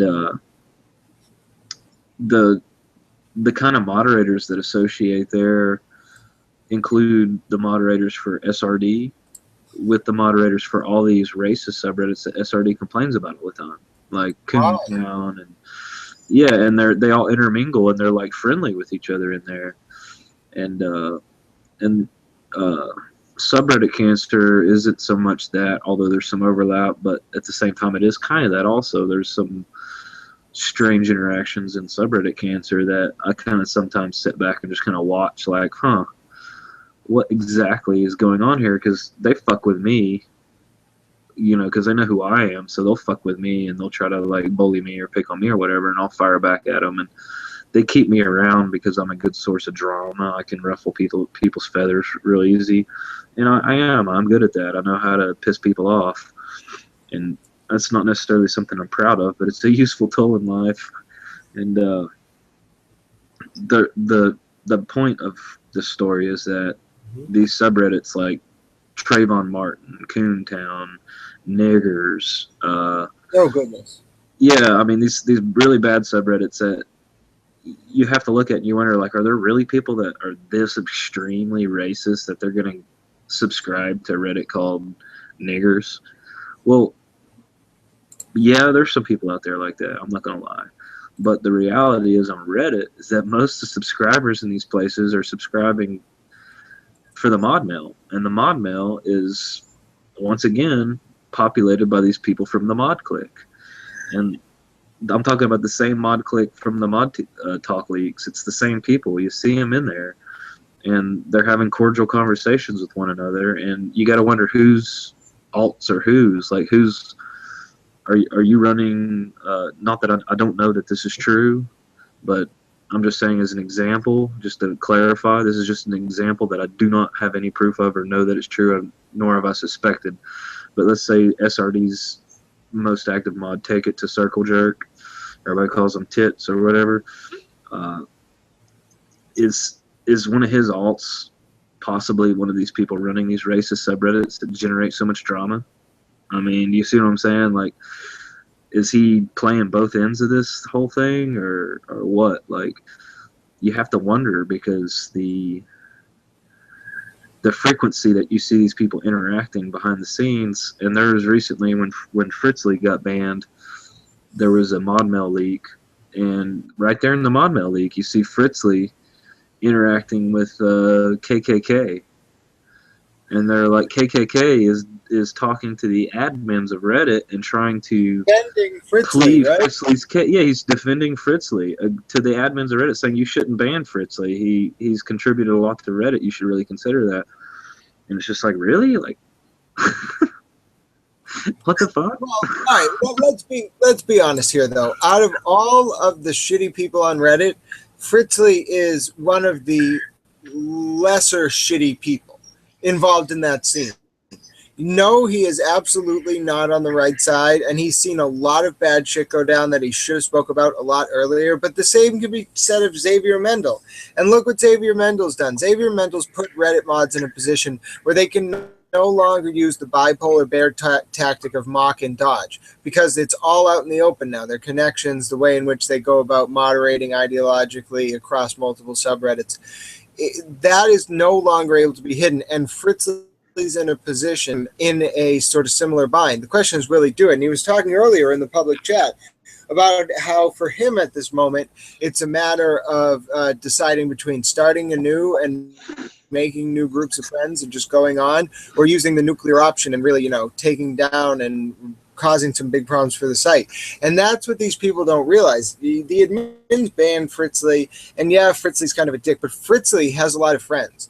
And when you have friends, even though these friends may be in private channels, they start sharing things with you that they wouldn't have shared with other people. And, they take you in their confidence. And those people, the ones who are just outside the inner circle and have some friends around Reddit, are the most susceptible to leaking information, which will bring down the whole house of cards. And to be honest, I think Fritzley might be that. Well, Goldfish just made a comment in the IRC chat. Says Fritzley just likes to troll and stir shit. And yeah, but he's also good at making friends. Well, right, and I was going to say that I too, Flytape, I enjoy trolling and stirring shit. I'm not going to lie. Reddit, I don't come to Reddit just to moderate. I come to Reddit to be entertained. I come to Reddit to learn shit. I come to Reddit to watch videos. I come to Reddit to find shit that I read a week ago that I want to share with someone IRL. I come to Reddit for a lot of reasons, and one of those reasons is to be entertained. And, call me whatever you want to call me childish or whatever, but sometimes, like, especially people like Bipolar Bear, when I see someone shoots me a message, hey, Bipolar Bear's trying to deny that he was subpoenaing Reddit for people's personal information so he could sue them. On one hand, I want to correct them that, hey, man, you can't deny this because right here it is in your own writing, your own words, where you did this, or at least you said you did it. I don't know if you're lying about it to try to intimidate people, but here's where you said you did it. On one hand, I like to set him straight. On the other hand, it's really entertaining to watch him come fucking unwound. And, like, you know what I'm saying? Like, it's... Yep. It's entertaining as fuck to watch him come unwound, like, rah! And he gets mad and he starts calling me names, and then everybody starts downvoting him because he completely just came unwound and started resort to bullshit. And everybody sees through it. He thinks he's winning. It's like when you're arguing with a child and they think they're winning, and everybody's just kind of looking at him and shaking their head like, God, why don't you just shut up, please? No, there was a great interaction I had with Bipolar Bear's little minion, Red Ping. Red Ping, yeah. He's everywhere Bipolar goes. It's like, I swear to God, it has to be Bipolar. It's got to be him. No, because he's so much more vicious. Bipolar is an articulate dick. Red Ping is just a vicious Australian fuckbag. And what Red Ping does is, he'll find out things about you that, are very painful. Like, I lost family members in the Second World War and stuff like that. And he'll use that to mock you relentlessly. And, he's the type of person who is just the most vile scum. He has absolutely no boundaries, no ethics, no morals. He cares only about advancing his agenda, which is attacking his enemies. And he has no problems with playing very dirty. But the best conversation I ever had with him, to bring it back to your point, was we were in World News or something, and some people saw right through his bullshit. And, like all these random users came out of nowhere. There was probably 50 upvotes for me, 50 downvotes for him, with people saying, fuck you, Red Ping, this is what happens when people see through the bullshit. And at one point, I even gave him a cookie. I gave him a picture of a cookie, and it got highly upvoted. It was I took a lot of satisfaction in exposing his bullshit for what it was. Yeah, and it's difficult not to get caught up in that bullshit when you're on Reddit, because Reddit's it's a circus, man. I mean, there's elephants pooping in the middle of the walkway. There's stupid shit going on everywhere. It's a fucking circus. I mean, look at me here. I'm wearing a fucking bird mask because... Yeah, there are some people on the subreddit. I would say, Flytape, there are some people on the subreddit who were not too pleased with your choice of bird mask.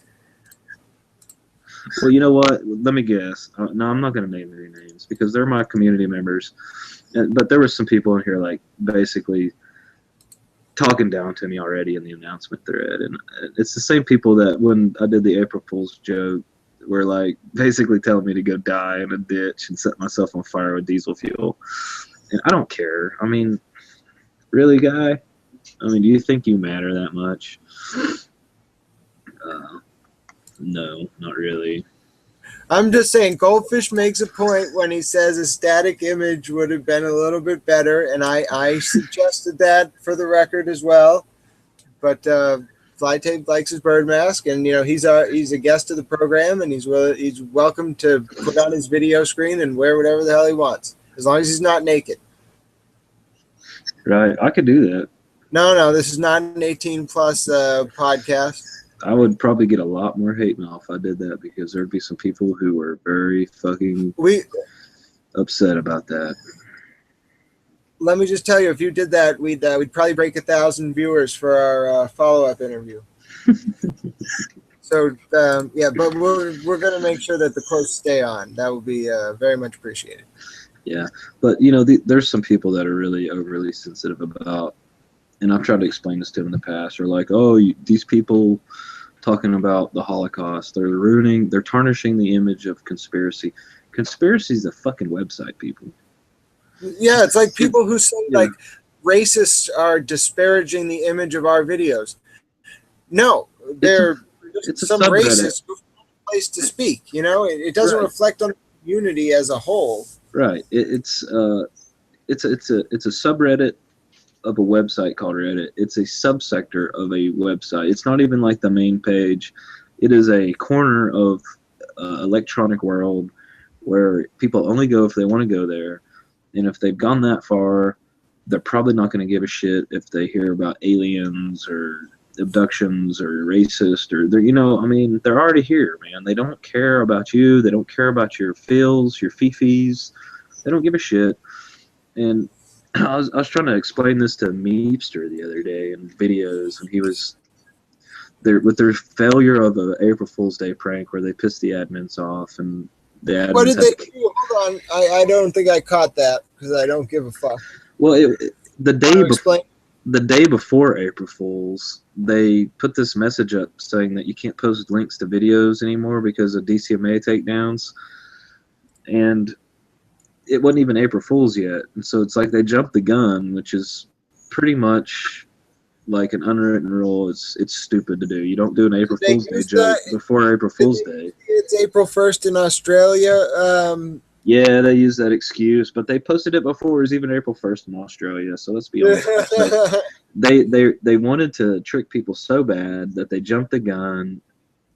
And they missed the point of the April Fool's Day joke, which is that you're not gonna get everybody with it. I mean, you're just gonna get a couple people who aren't paying attention, and they tried to get everybody, and they did. They got some media attention, and the admins got spammed with media requests for information about this DC May takedown, and then once the shit hit the fan, Meepster gets on there and he makes this big deal about, we tricked conspiracy because there was a post on conspiracy. That's what conspiracy does. We talk about this shit. And the post in conspiracy, there was like a couple guys in there saying, that maybe they're trying to distract from this whole Ellen Powell nonsense, which I doubt it, but whatever. People, how people are in conspiracy, they speculate about shit. Yeah. And they don't necessarily believe it. They're just wanting to talk shit.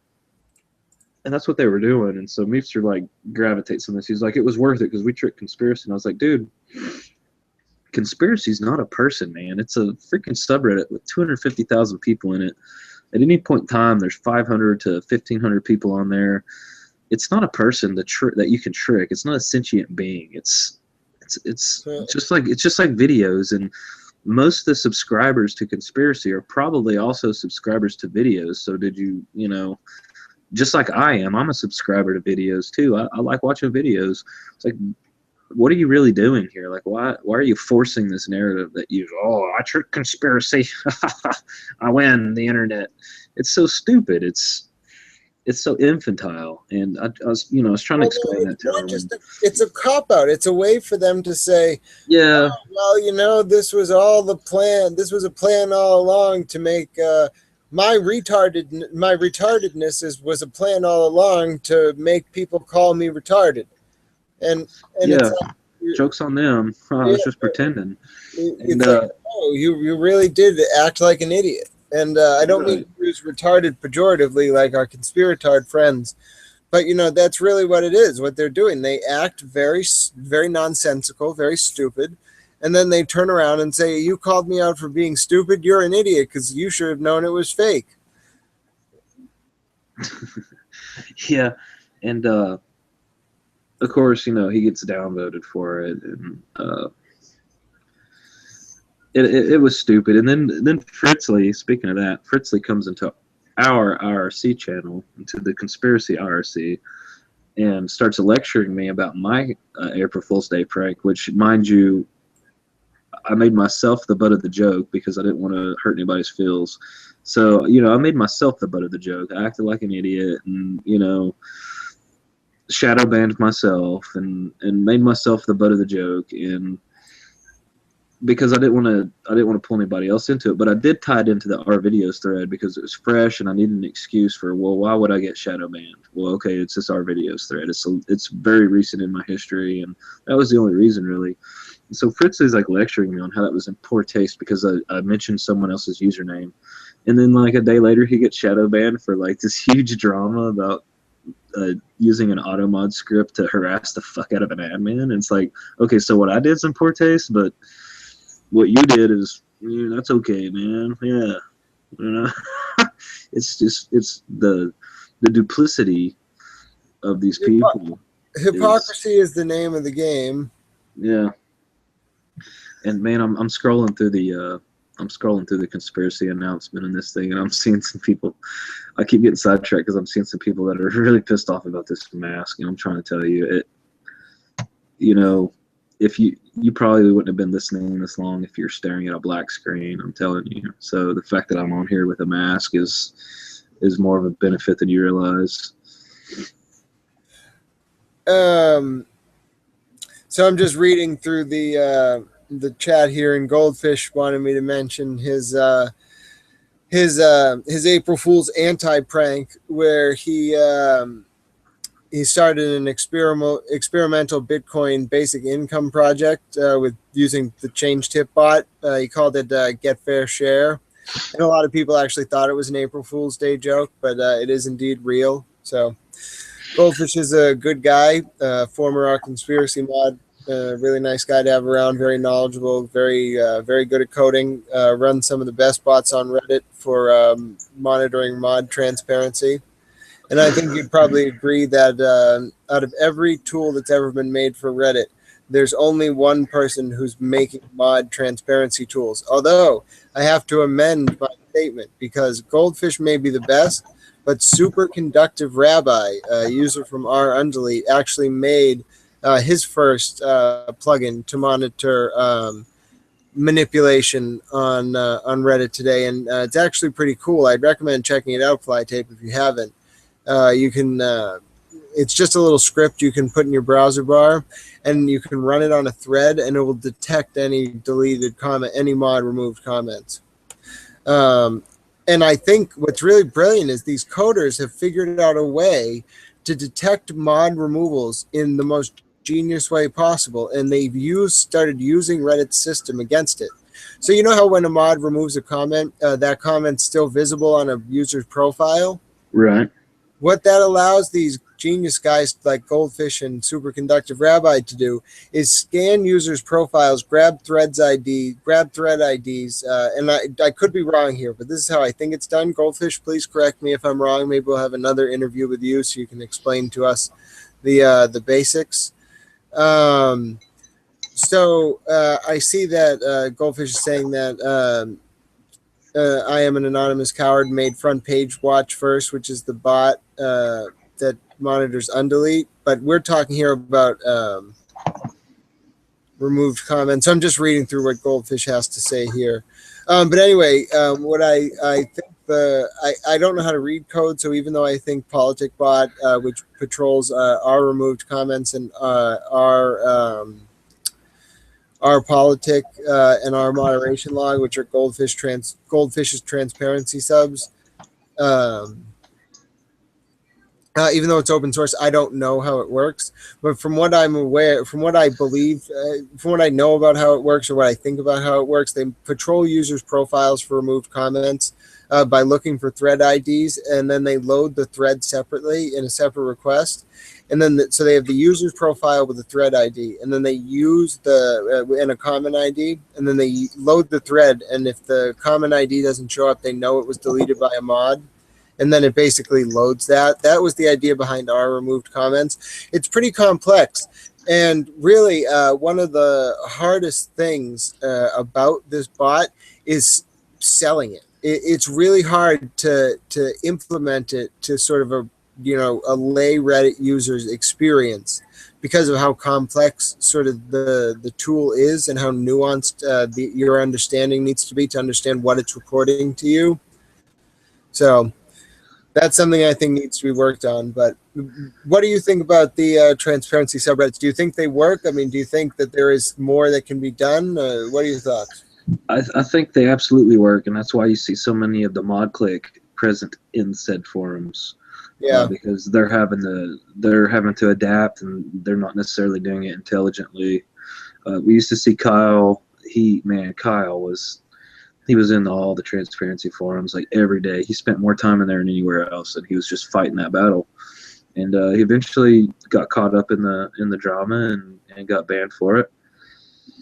And they're going to adapt, and they're going to become less visible and less transparent about how they're fighting that battle, and it's going to be harder to tell who's who and what's what. And it's just like they did in conspiracy when I first came on board and started making some changes to how we deal with people that are trolling.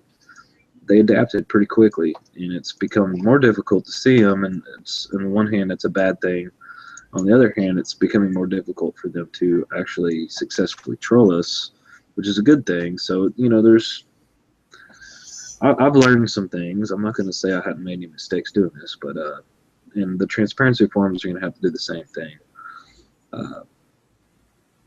You've got to adapt, and sometimes you've got to make changes when they aren't even needed, just to keep people on their toes so they keep guessing. And yeah, it's I don't know what else to say about that. No, I think that hits home. I think the way in which Goldfish has set up his bots is basically a way to make mods accountable. The Reddit admins refuse to make moderators accountable to the user base, instead choosing to allow this sort of beneficial sort of symbiotic relationship where the admins can call on the mods when they need them, and in exchange the mods can do whatever they please, even if that means basically going against the will of the user base and running their subs as a authoritarian dictatorship, even if they're defaults. So even if a subreddit gets users manually subscribed to it who know nothing about the subreddit, they can run it completely against the wishes of the majority of the user base, and the admins will not do anything to step in. So Goldfish comes along and says, if you won't do it, I will do it. And I can't thank him enough. I think that he's done a great service to Reddit. Now, King Context, I don't know if he's asking the channel or asking us. He's asking about the skincare addiction payola scandal. Has anyone you've been following that, Flytape? I saw a little bit about it. They were, I guess there was some media that was forwarded to the admins about they were offering, and you can find it in subreddit cancer.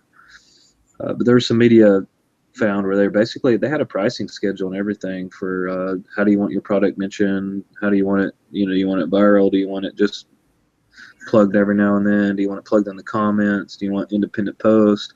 They had a whole pricing schedule, and the legitimate users of the subreddit caught on to it, And probably, if the truth be known, there was probably some savvy user on there that probably baited the moderator that was doing this into revealing this information to them by posing to be some sort of a product company, you know, like some sort of a vendor.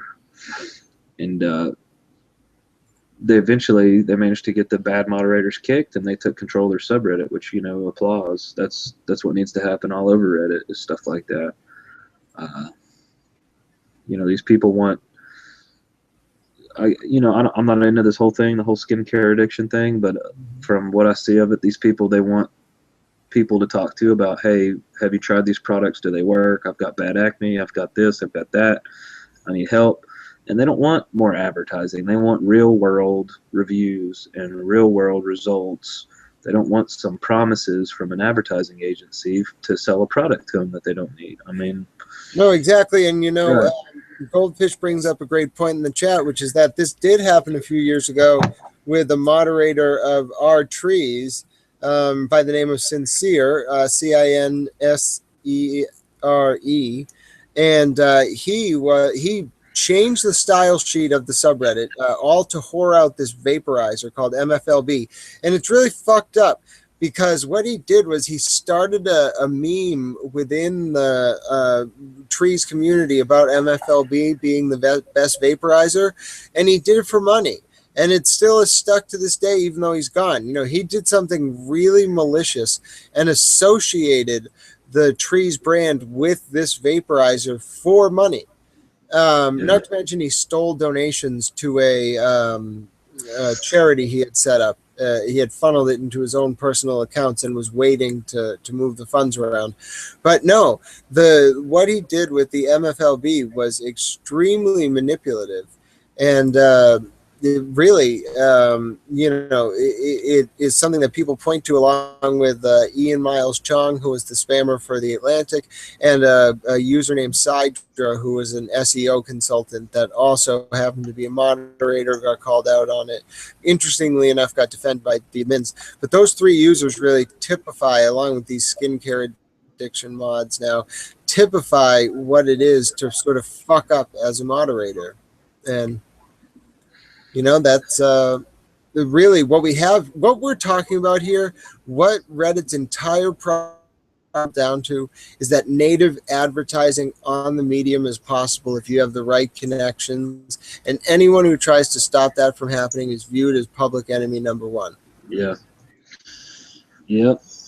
That's kind of, you know, it goes against their own rules. Like, if you look at their rules, their spamming rules and this, that, and the other, you know, as far as you and I are concerned, we're not allowed to do that. But I guess if you got enough money, you know, money talks and shit walks, you can do it. I'm going to jump tracks on you real quick, since we're plugging some other subs. A couple of conspiracy members that are pretty, have been pretty influential lately. Shark_Shank and James Cole's Pardon. Mm-hmm. They recently started a new subreddit called Critical Shower Thoughts. The actual Reddit address is r/c_s_t.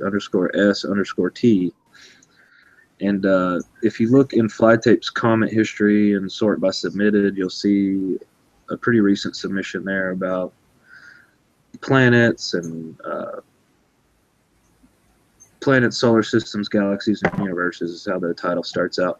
But basically, their new subreddit is it's a new place to talk about anything, and it's meant to kind of be wacky ideas. It's meant to be mental masturbation. That's the purpose. It's for people who want to entertain a thought, regardless of how ridiculous it is. And it's been growing pretty quick, and it's had some really interesting conversations. And for anybody who's looking for something a little bit more focused than conspiracy is right now, because conspiracy's got so many users that the range of topics they cover are very broad, and the people who contribute are you know, from all ends of the spectrum. So if you're looking for something a little bit more intimate, maybe check that out. You can look in my comment history, or you can look in James Cole's Pardon's comment history, or Shark Shank. and find it pretty easily. And it is it's pretty cool, man. I'm liking the vibe there so far, and I'm allowed to wear my bird mask there without getting set on fire, so that's cool too. Oh, there are more accepting user base? It seems to be so. It seems to be so.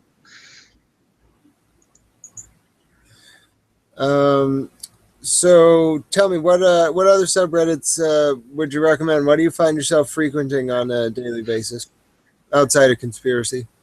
Oh man, that's a good question. I like alt news, spelled with a Z. It's a good spot. No, I'm proud to say I was there in the beginning of that one. Yeah, and honestly, even as restrictive as our videos has been trying to become lately, the comment section in our videos sometimes is pretty valuable. There's some good commentary there. Even though my Naomi Woods or my Naomi Wolf video got removed there after it hit the front page, which I think you probably remember my mod mail. Yeah, I was talking to you in mod mail when it started getting upvoted very quickly, and I was telling you guys in mod mail, I was like, man, when this thing hits the front page, it's gonna get axed. And it hit the front page, and I think it got up to like number 10 or 11 or something. It got up there pretty high before it got axed, but it certainly got axed very quickly. But if you can get past the moderators there, the comment section is really entertaining and insightful sometimes, because it's such a big subreddit that people just don't give a shit. You know, there's not a very strict community, and so it's got its own value in that aspect.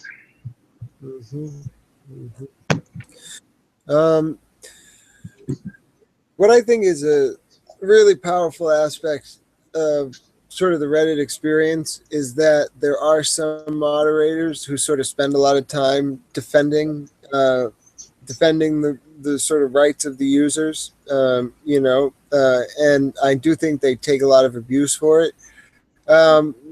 What have you sort of experienced as a result of sort of your defense of the free exchange of ideas on Reddit? Oh, that's easy, actually, man. And King Context can testify on my behalf in this. I've had people, they dig through my comment history and they find any little comment I make they can twist to take out of context and mean something other than it meant in the context I used it in. And of course, they'll screenshot it out of context and they'll spread it around and they'll make up their own kind of mythos about what I meant. And it gets circulated. And for example, I don't know if you guys remember Solid Wheatstone, but he started a project called Conspiratocracy or something like that. And the idea was, hey, he wanted to unban all the conspiratard members that we had banned from conspiracy, and before he did that, he was going to do this test where he was going to start a new subreddit where he invited people from conspiracy and he invited people from conspiratard, and it was called a conspiratocracy, and we were supposed to all mingle and I guess make up and kiss and be friends. And the idea was that everybody's invited and personal attacks and that sort of thing aren't allowed, that you have to have civil discussion, which of course is exactly the same thing we're going for in conspiracy, that has culminated in all the conspiratard members being banned. So he opens this project up and, you know, it was like, talk about anything, just be civil. And so I was trying to tell him, I was like, this is never going to work, man. This is it's a bad idea. I applaud you for trying it, but I'm telling you, as soon as a hot button issue gets brought up, you're going to see the same behavior out of these people that got him banned from conspiracy, because he was kind of against me in the whole banning people from conspiracy, that come in there and call people faggots and call people morons and that sort of thing. And so I brought up a subject about how Nazi Germany had really impressive military technology, which they did, and you can watch the History Channel and they'll talk about it. You can play video games and it's obvious in the video games. And the Nazi Germans, they had really advanced military technology. That's not saying that their politics or their domestic policies were good. It's just saying their military technology was superior to everybody else in the world, which was true. It's a verifiable fact.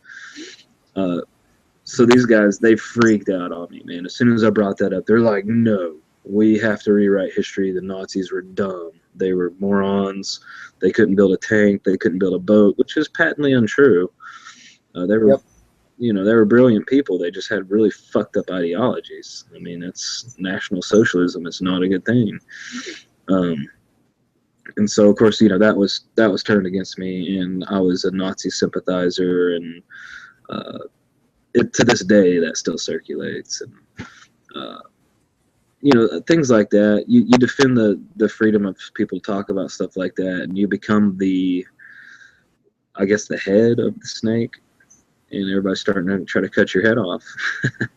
And so just like me wearing this bird mask right now, I got some 911 truthers that they feel like right now that's the problem. They feel like me wearing this bird mask is discrediting the 911 truth movement, and it couldn't be further from the truth.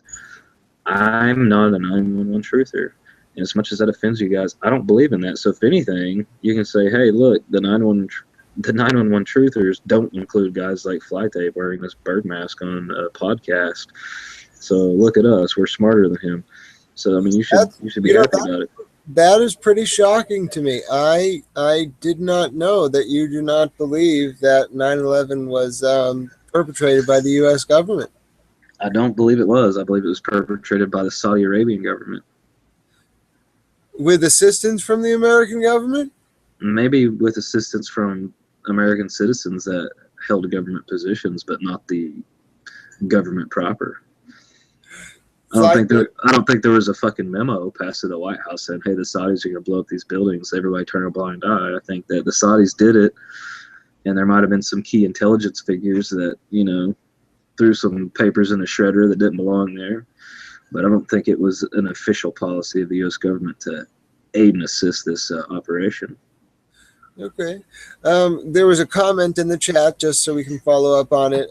So Tic Tac Joe said, saying how great the Nazis were and then saying how you didn't praise the Nazis didn't really make sense. What do you say to that? I wasn't saying the Nazis were great. I was saying that their tanks were pretty fucking impressive. The fact that they had jet planes before anybody else in the world was pretty impressive. The fact that they had rocket technology before anybody else did was pretty impressive. As a matter of fact, NASA was spearheaded by Nazis who were SS officers. We brought them over during Operation Paperclip. Werner von Braun and several others. NASA wouldn't have existed without Nazi technology. So every time that you want to jerk off Neil deGrasse Tyson and talk about how awesome space exploration are, you're a fucking Nazi sympathizer by your own fucking logic here and calling me a Nazi. So enjoy it. All right. That was a little bit of a digression, but let's go. Yeah, maybe so. Well, he had his question. I wanted to make sure we got anyone with a question anyone with a question given the opportunity to have it answered. So yeah, their killing machines were above par, Tic Tac Joe. I don't see how anybody could claim otherwise. They had superior gun technology as far as the guns on their tanks and their anti-tank guns and this, that, and the other. They were great. Their flat cannons, the 88s or whatever you want to call them, they were, we couldn't figure out how they did it. It took us a while. It took a lot of espionage to catch up to them just so we could win the war. And it pretty much took the combined force of the rest of the world to put them in their place. Now, Goldfish is saying this was the result of slave labor. Do you agree? Maybe the scale of production, but the slave labor, the slaves weren't the ones designing the tools. So, yeah, that's true. I wish there was a little bit more questions. More questions being asked here, because really my favorite part of this is sort of seeing what the community really has to say. But anything else that you'd like to address? It's getting pretty late in my neck of the woods, although it is Friday, so I don't really have much to do. But do you have anything you feel you'd like to cover? Anything you'd like to address? Any questions you have for me? There's a statement I'd like to make that has to do with, and I'm going to fade out this canal background here so people can see me a little better. I'll fade that out. Conspiracy has a major hang-up in the fact that they feel like everybody needs to somehow be in agreement with some sort of consensus, where simultaneously, if there's a consensus used against you, like the consensus on global climate change, you'll buck and kick and scream. And I think maybe everybody could be a little bit more realistic and realize that we're all a bunch of individuals, and that Flytape, especially me, I don't want to be your leader. I'm not your leader. I'm just a mod. You're your own leader, man. Lead yourself. If you want to research on some stuff, do it. Don't require everybody else in conspiracy to do it for you. Certainly don't rely on the mods to do it for you. Although a lot of the mods are in the position they're in because they've been major contributors to the movement, and I applaud them for that. But a lot of these users that get butthurt, and I'm not trying to pick any fights or anything, but you guys need to chill out, man. I mean, seriously, you believe in what you believe. You know, if you're religious or if you believe in 911 as an inside operation, believe that shit, man, and research it and do what you got to do. If you want to donate to somebody, donate to it. Do what you got to do. I'm not trying to kick your feet out from under you. Maybe I believe things differently than you do, and that's okay.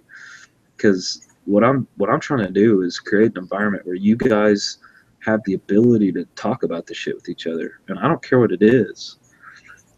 I'm not trying to kick your feet out from under you, though, and I'm not, I'm wearing this fucking bird mask. Quite honestly, I get death threats all the time. I have people telling me that if they ever find out where I work or what I do, that they're gonna, get me fired, kill my family, murder my pets.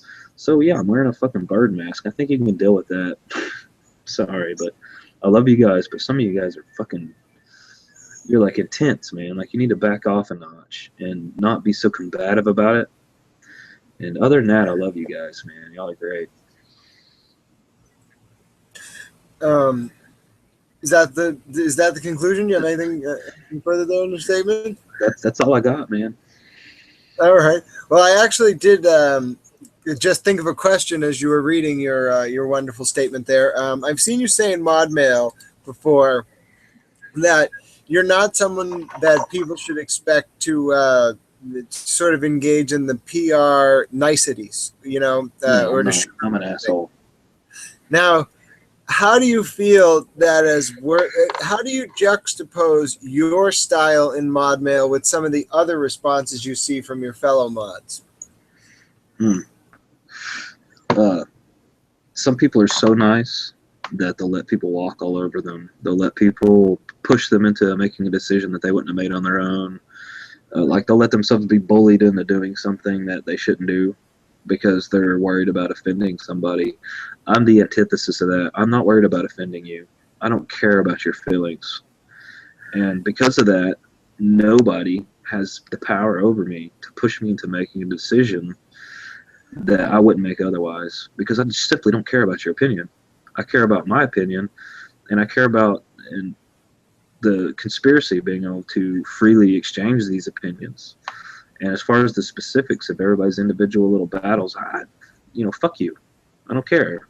I'm going to do what I can do to preserve this space.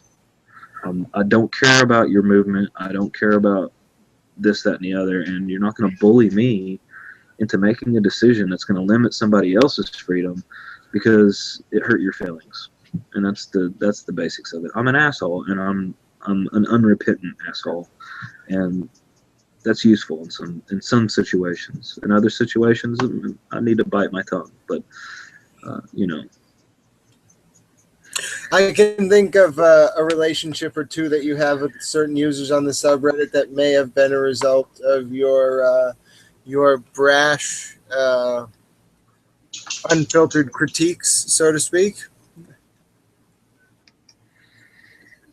I don't want to mention usernames, but there's some users that I don't even interact with them in Mod Mail anymore because they don't like me, and they've got the reasons, and that's fine. And they haven't done anything worthy of being banned or anything like that, so they're not banned. So I just largely ignore them and let other mods deal with them. And in the past, I've tried to help those people when they need help, and because they already dislike me, when I try to help them, they take that as an opportunity to take a poke at me or whatever. So now I just ignore them, and that's probably better for everybody. Yeah, I think that's a good strategy. I think it works out for the best, lowers the tension. So Canadian POG has asked a question. I think he may have asked something similar earlier, but we got so wrapped up in discussion I didn't get to it. So the question is, what would you say to the people who hate our conspiracy? How do you give them the perspective of the user base as subscribers and regulars who don't want the sub destroyed? You can't. The people who hate conspiracy, they hate conspiracy because conspiracy makes them uncomfortable, because it's easy to hide your head in the sand. It's easy to believe the feel-good bullshit that the mainstream media is pumping at you all day. It's easy to believe that shit, and it's a lot easier to go through your daily life without thinking that your government is using your military to go wage wars to secure assets for a corporation, which your government doesn't profit from, which you don't profit from, but a select few of the elite rich profit from. It's easier to go through life thinking about your brothers and your cousins dying in a battlefield over that shit when you believe the propaganda that, oh, Iran's 2 years away from having a nuke for the last 50 years. It's, I mean, that's not going to make you happy, because you're going to see through the bullshit. So it's much easier to believe the propaganda that's getting pushed. It's, what do they say? They say ignorance is bliss. Well, there it is right there. Of course they hate us, because every time they read conspiracy and they start to see through the veil, excuse me, I got the hiccups. Every time they read conspiracy and they start to see through the veil, it infuriates them. And they've got two choices. They can either put the veil back over their eyes and continue on with life worrying about Pokemon and video games, or they can keep reading, get pissed off, and be powerless to do anything about it with the rest of us, because the elite, I mean, let's be honest with ourselves, they've got resources that are unfathomable. And it's hard to compete with that. And the only thing we can do is just keep pounding the message home and hoping that more and more people wake up, if that's what you want to call it, that more and more people, take the red pill and start to see things for what they are, and start to reject their authority, and start to revolt against their tyranny, and do things that force them to change. And do you really think that such change is possible? I mean, it's one thing to sort of facilitate an active understanding about the manipulation that's occurring on a day-to-day basis, whether it be with regards to, conflict or with regards to domestic issues. It's one thing to point it out and to have an active understanding be promulgated throughout the polity, but how do you expect to facilitate a remedy to that type of usurpation? This is not 1776. We do not pass around periodicals and newspapers critiquing the state of contemporary liberal democracy. There is no way if we use the power of discourse, right? If we use the level of discourse objectively measured against the size of an average lexicon as a measurement of the legitimacy of liberal democratic government, the United States would be a tyranny. Right. I agree with you wholeheartedly. Is it worth fighting? Is that what you're asking? I mean, in layman's terms, is it worth fighting for anymore? Yes. Probably not. But here's the thing. When I go to sleep at night, do I want to go to sleep and think of myself as a coward who lets myself be bullied around by a tyrannical government? No, I personally don't. It might be easy for some people to just lay down and get fucked in the ass every day and not care about it, because that's just the way it is, and it's too hard to do anything about it. I'm gonna go out kicking and screaming. That's all there is to it, and I don't care if that inconveniences me or if it makes my life more difficult, life's difficult already. So what the hell does it matter if you're carrying 10 more pounds in your back? I'm going to stand up for what I feel like is right.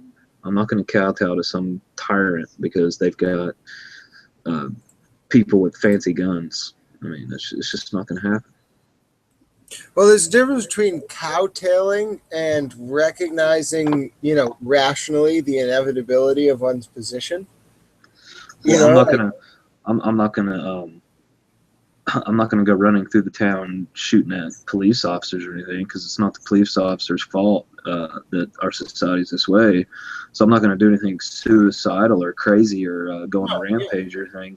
But in the same stance, if there's small acts of civil disobedience I can do that inconvenience the powers that be, I'm gonna inconvenience myself to do those things.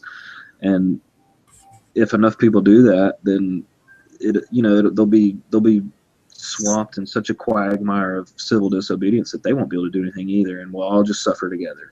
And that's better than just letting them win the day. But you really, to what end? Civil disobedience to what end?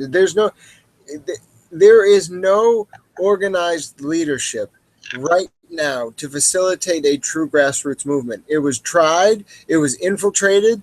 That whore Lorelei flipped on some of the key members. I don't even want to get started on the FBI's involvement in taking down that group of people. It was deplorable. It was disgusting. It was the sort of, outside of the prosecution of Aaron Swartz, it was the ugliest abuse of federal misconduct in the digital age to date. Right. And, every day that goes by. What? Go ahead. Every day that goes by, more and more people have a video camera on their hip that's ready to go. We're starting to see it more and more. These acts, these incidents are being videotaped. These agent provocateurs and the protests are being videotaped and called out. At some point in time, the technology against trumped up charges destroying the leadership. I'm sorry, repeat your question. How does that protect against trumped up charges destroying the leadership of these grassroots movements? It's not. That's the problem. Is it's not going to stop that. They can trump up charges on any one of us at any point in time and throw you in jail and charge you with terrorism or whatever, And if that's what they're going to do, that's what they're going to do. That's why it's important that we talk to each other and that we educate each other on the finer points of these things, and that people don't get greedy with their positions of authority and try to hold on to that by keeping everybody else ignorant because they want to be the next leader or whatever. You got to make everybody a leader. You got to make everybody prepared to deal with these situations. You got to make everybody capable of understanding and disseminating this information for themselves, so that if you're gone, if you're taken out, that without any hesitation, someone else steps up into your shoes and carries on. And that's the whole point of this communication. And, we can all lay down and say, oh, it's not worth fighting for. So Oceania is the enemy and we're all going to be in 1984 and just believe in the bullshit and living miserable lives as slaves. Or you can, keep being a human and doing what you're supposed to do. And what, take a train out to the countryside, and then when you get back, find out the house you were staying in was bugged by agents, and then end up having your memory wiped and working in some factory? If they're going to take it that far, man, that's the risk you got to take. Well, at a certain point, if you don't take that risk, you're still going to be wiped and working in a factory, right? Well, no, but I think it's important to realize the nature of the enemy. So the nature of the enemy isn't that type of regime. The nature of the enemy is much closer to Huxley's Brave New World, right? It's a mixture of Orwellian philosophy and Huxley of course, but the subtlety of the confinement, of the sort of mental strangulation, is such that there is something that can be done that will not result in a giant boot stomping on a human face forever. And I think that what can be done to prevent that is to use what I hinted at earlier, to use the level of discourse to change things. And to that end, I want to ask you, how do you think, where do you think Reddit's power comes from? More so than just as an avenue for the exchange of ideas. Even though the power is decreasing as time has gone on, where do you see its power in the social structure? It's all about our users, man. We need every one of our 250,000 subscribers to go out and plug us and talk about these things and bring people to a non-default Reddit. The defaults, the roles are like, look at our videos, man. You can't discuss politics, no police abuse, no corruption. I mean, it's a festival of cats knocking shit off of tables, you know? I mean, but think back to a different time in Reddit. Right. Think right. about you think back to a different time, and Occupy Wall Street was all over videos. The CISPA deal was all over videos. Like, these activist movements were all over videos. Well, look at this. Occupy Wall Street, that's political, no longer allowed. CISPA, political, no longer allowed. I mean, all these things are no longer allowed because they're trying to appease the masses of cat video loving entertainment junkies, which in all reality are late adopters. They're not the early adopters. They're people who came here later because they discovered, hey, you know, and I'll agree. I mean, I'm not saying cat videos suck. I mean, it's I like watching a cat make biscuits on the head of a pit bull. I think it's fucking hilarious. That's great. It's entertaining, but at the same time, I don't want to see 25 of those videos on the front page. Like, you know what I'm saying? Like, the question is, how do mods of those default subreddits benefit in any way, shape, or form from saying, okay, we're not going to allow political activism because people would prefer cat videos? What mod in their right mind, if outside of being some 12-year-old who's entertained by keys jingling in front of their face, justifies censoring that type of content on the grounds that it facilitates cat videos? Look at the mod list on our videos, and that answers your question. What mod you're in their right mind? Well, there they are. They're on the list. That's the rule that exists right now. Those people are complacent in such a thing. But the mod talk leak showed us that our videos is regarded as a place where, in the comments at least, free speech is still respected. So how can a mod team, which is considered sort of out of the norm or out of the loop when it comes to sort of these mod clicks, somehow have this rule which stifles a very important aspect of the way in which information flows on the site? It just doesn't register with me. Well, that's not necessarily true, though, man, because you can look at my recent interactions with videos. They've got a sticky up there about discussing the new mods and this, that, and the other, and I've got some comments on that comment chain under Flytape, and I get into that with them.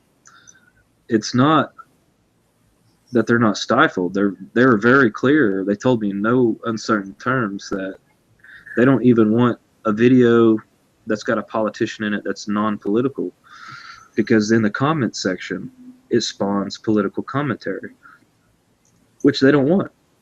And so they've banned it. Like, it doesn't matter if it's a video of Arnold Schwarzenegger lifting weights talking about peanut butter. They're going to remove it because in the comment section someone's going to say Arnold Schwarzenegger's a Republican, you know, he fucking hates babies or something, and you know, and it's going to go downhill from there. And that's their logic on it. Their rationale.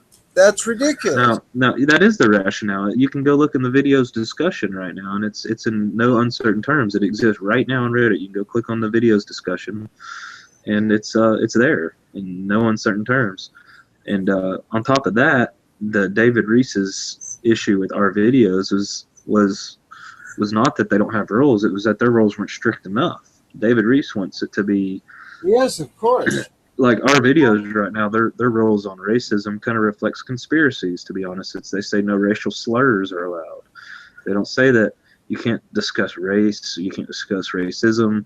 They just say racial slurs are not allowed. And it's very specific, just like ours is, because if you define it too broadly, then you limit the scope of acceptable discussion to the point where people can't discuss things that are important.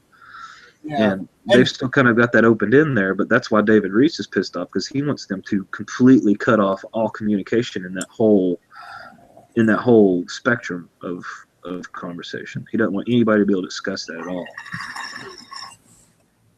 Indeed. Apologies if my bong hit interrupted your speech. No, you're fine. You didn't interrupt me. But someone asked me,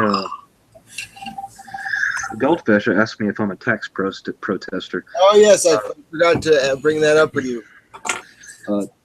Goldfish, taxes. I believe that income tax is fundamentally a dishonest thing.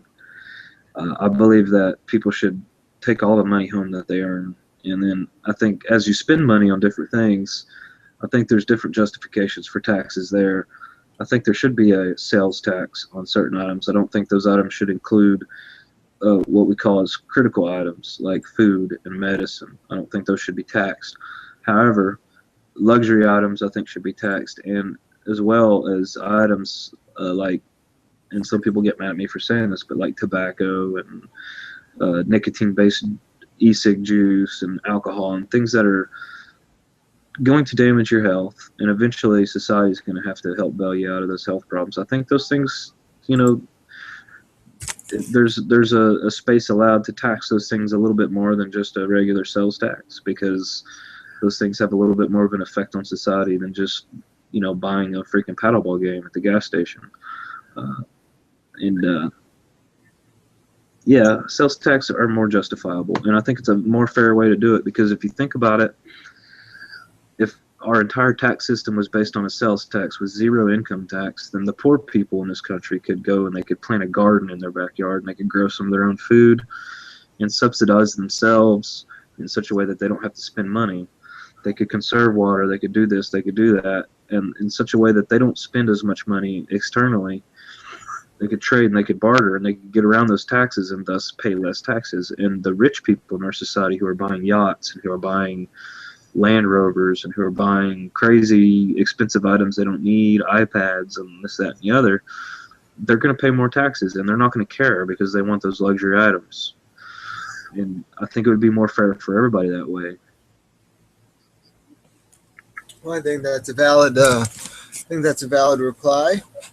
I think Goldfish at one point said that he agreed. Oh, he actually has a follow-up. What are your thoughts on Eric Gardner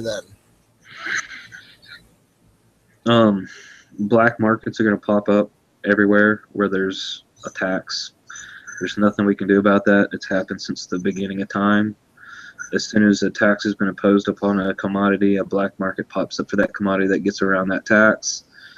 And in all reality, even the people utilizing those black markets are still paying a tax. They're just paying a tax to the black marketers in the form of their, you know, their commission or whatever for smuggling the stuff.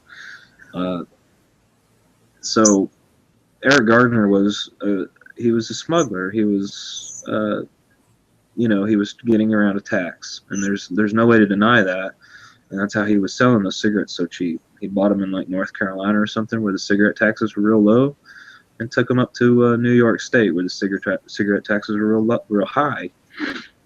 And that's where he was making his money. Now, did the police need to choke him out and kill him? No. And the procedures that the police used on him were actually against the policy of the state itself. So they were definitely in the wrong. Did Eric Gardner need to react the way he did to the police?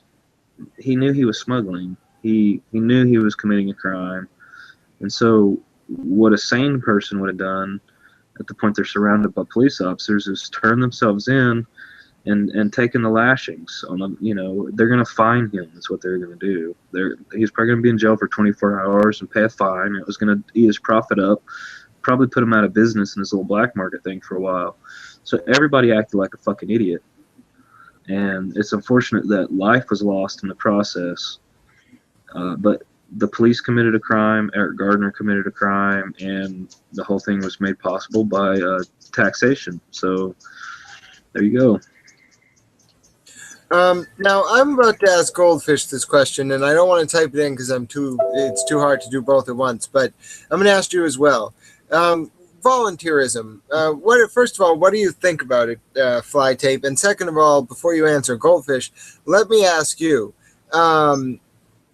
do you think, would you still advocate voluntarism if there was no corruption and the top income tax bracket for, say, 5 billion or more, or whatever, 500 million or more, was 91%? So that's my question to Goldfish in the chat. And then Flytape, my question to you is, what do you think about voluntarism? Voluntarism, like in the context of transcendentalism and that whole movement? I must say that I only know about voluntarism through Goldfish, so I'll have to allow him to clarify exactly the context of the movement. It's something I'm just beginning to learn about. I believe James Corbett might also be involved. I could be confusing things. Let me look it up here. So this is a more modern version of it then? Yes. I believe so.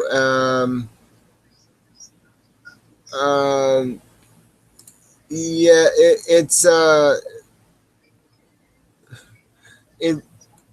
the use of or reliance on voluntary action to maintain an institution, carry out a policy, or achieve an end. So that's kind of very similar to communism. Because in the sense, I say that. Let me clarify myself. I see that as similar to communism because it's one of those things that's going to work excellently on a very small scale. A village of people who are closely acquainted, who are intimate with one another, who have a reason to volunteer to help each other maintain, let's say, the fire watch or whatever in a small town. But when you get on a larger scale, then you got people who are going to slip through the cracks, and they're not going to volunteer to do anything. And the only people who are going to volunteer to do anything are going to be overutilized. I don't know if you guys have read Animal Farm, but the horse, who he's a volunteerist. He agrees. He believes in the project, so he agrees to do all this labor. He's capable of it. And they use the shit out of the guy, and that's how that stuff ends up going, man. You got to have motivators. There's no such thing as volunteerism. You got to have motivators. People aren't going to just, out of the goodness of their heart, volunteer to go police the bad side of town. It's just not going to happen. Yeah, no, my biggest concern, which Goldfish did address, is that the way in which voluntary interaction presupposes that there are going to be people who don't, abandon the system entirely and just leave people to die is something I just can't, believe in. I have trouble taking hold of the idea that without government coercion, extremely wealthy people would not dodge their obligation. The wealthiest people in this country already pay an effective tax rate of like 13%. They're already, when there's the threat of state coercion, using every means available to them to dodge every tax possible. If there was no state coercion, they just wouldn't pay any tax. So I think taxation is a power that is dangerous in the hands of a state apparatus, but is absolutely essential to curtailing the influence of money in a democratic state. Yes.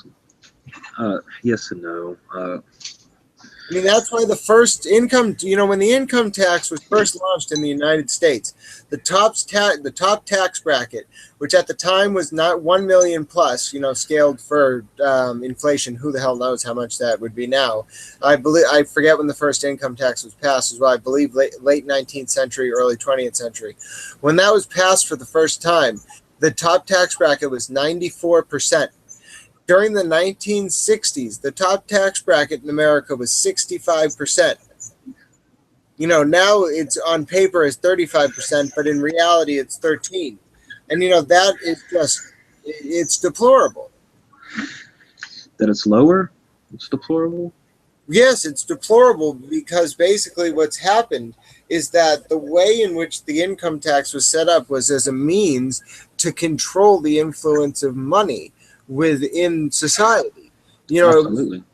And the way in which it has been degraded has controlled the influence of money over a certain segment of the population, but has now allowed another segment to run roughshod over everyone else, and it's pretty abhorrent. We have to understand that that was an income tax, right? Right. So the only wealth that affected was new money. Well, So old money, the if problem your for the, family had $100 million in the bank, that money was never taxed on any of those people. So all the old money survived, while the new money was punished. I would be satisfied when the top income tax brackets reduced to 0% and the lowest income tax brackets reduced to 0%, because then new money can compete equally with old money, which helps us get out of the yoke of old money, which these political dynasties we're seeing now with the Bushes and the Clintons and you think taxes are the only thing that are keeping the current population from being on par with those type of billionaires? That's ridiculous. It is not to say that the problem can be reduced to taxation entirely misrepresents what is the actual root causes. There's a multitude of root causes of why there's that disparity in wealth, but absolutely. taxation is certainly not one of them. Yes, one factor is the manipulation of the taxation system to sort of keep certain people in a poverty cycle. Absolutely, but I wouldn't say that is the only reason, and that such disparity exists. Nor would I say that having taxes at 0% for any income would solve anything as well. How would you suggest funding social services? Through a sales tax. How high of like a 27% sales tax? On luxury items, sure. Okay, okay. But then again, you're disincentivizing commerce. No, you're not disincentivizing commerce, because people who have, just like today in our society, people who have money, they're gonna buy. They're making stupid choices with their money as is. What kind of a sane person goes and buys a brand new 2015 automobile when the moment you turn the key over in the ignition and drive it off the lot, it loses $10,000 of its value? What kind of a sane person makes that decision? Somebody who's got stupid money and they're doing stupid stuff with it, and they're still going to be doing stupid stuff with it if there's a 27% sales tax on it. Or it's not going to make a difference. Oh no! Or someone who just got 0% financing and didn't realize their balloon payment and doesn't give it. Well, that's predatory lending right there. And like you said, there's not any one issue that causes the problem. And I never would say there's any one issue. I just think that the income tax is a very big issue. Think about all the unnecessary work we do to support the income tax system. Every single citizen that works has to keep track of paperwork and file paperwork, when the businesses who also do a sales tax, they're already set up to do a sales tax. If we got rid of the income tax, we could get rid of the IRS. We wouldn't have to worry about April 15th every year. We wouldn't have to keep track of all these 1040 forms and 1099 forms and I say the same thing to you that I say to Flytape and that I say to Goldfish, and I pose the same question. Your solution is ideal, but it presupposes that fixing the current system of taxation would not work and provide more revenue than an expanded sales tax. If you want to talk about idealism, we're going to have to talk about socialism, because it's ideal to think that you can support a whole population of people with equal services and equal benefits when only a certain portion of the population is willing to actually do anything for it. I mean, look at our politicians. They give themselves 10% raises every year while they raise taxes on everybody else. And we're stuck in a situation where we've got runaway monopolies, Comcast, Warner mergers, and And these things that are going on that our politicians are supposed to fix, but they can't do anything when it comes to that. They're gridlocked. But when it comes to giving themselves a raise and making sure they've got the best health care and benefits package, well, they can write themselves a check for that because it's not their money. If they got to make those choices for themselves with their money, then they start to get a little bit more conservative about it. So, but wouldn't a big solution to this, isn't the solution to this problem, at least before we go any other route, to attempt to, one, get corporate tax back in line, which certain people are trying to do, and prevent companies from storing income overseas to dodge taxes and all that. So that's step one, because that reduces the impact of those companies over governance because they have less money to spend on that type of bullshit manipulation. The second solution, with the same goal as the first, is to raise the income tax on the highest tax brackets. And I don't mean people making $150,000 or people making $10 million. I mean people making $500 million and above. Raise the tax brackets. If they want to move out of the country, great. Go live in China.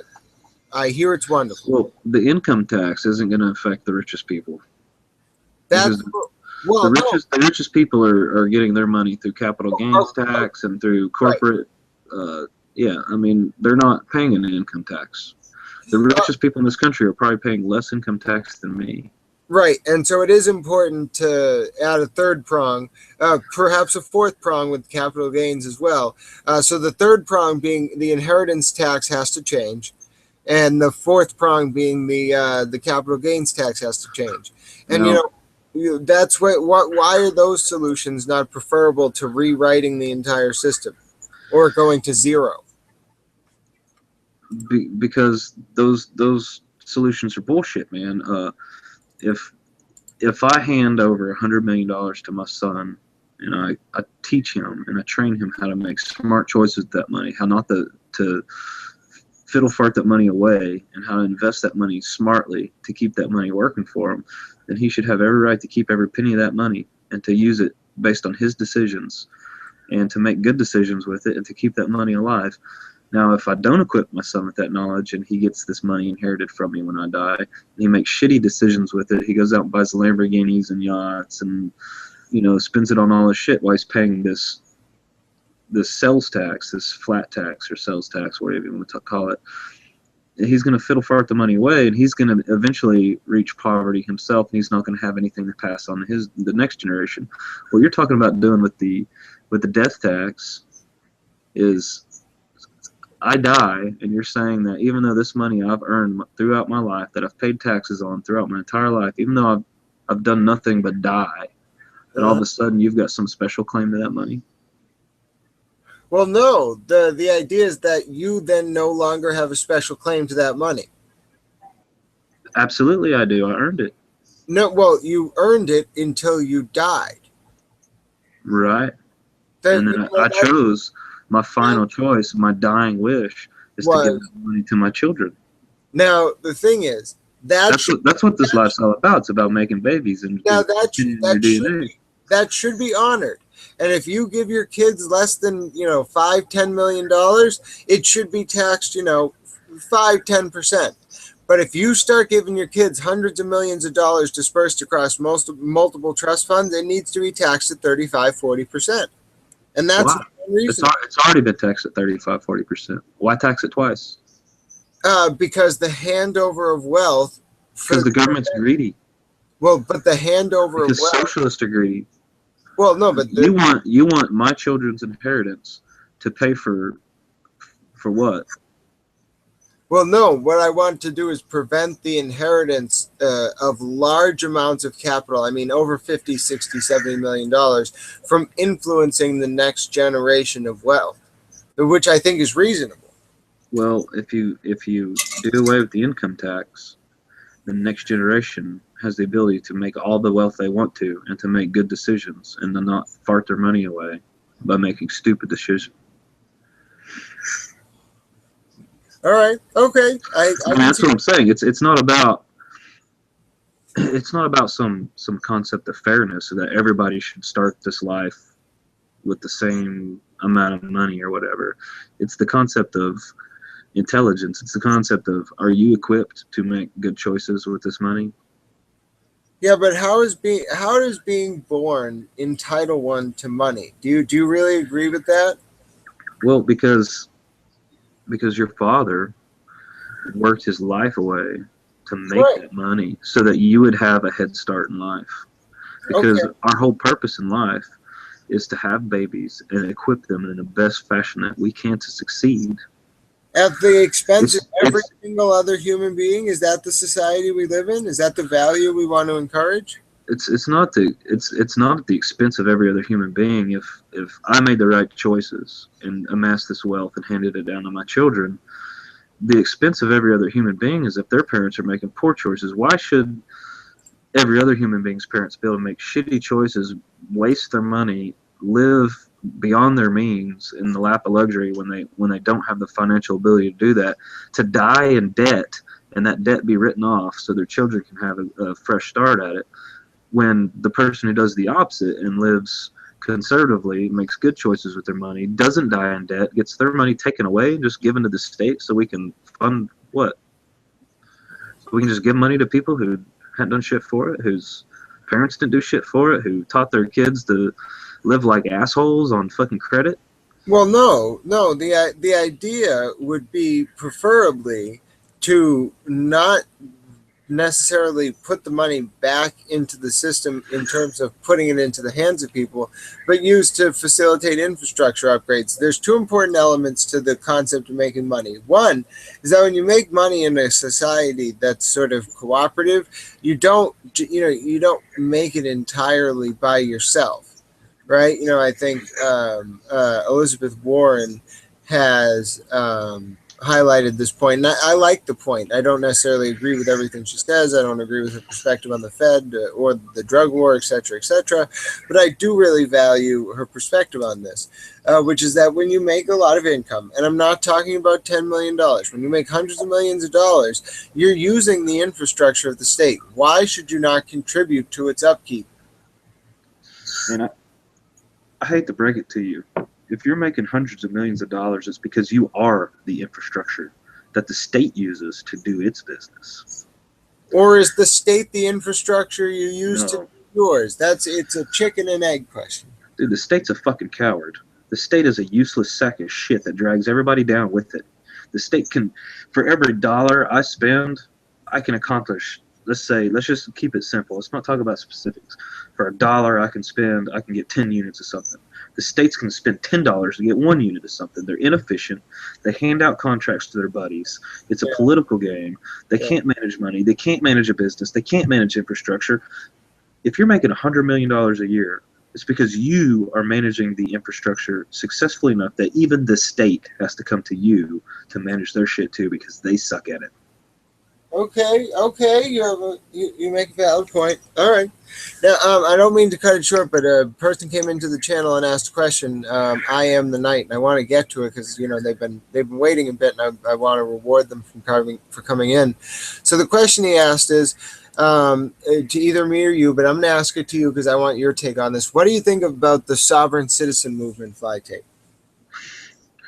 Oh God, the sovereign citizen movement. I think that with anything like that, I can compare it to religion.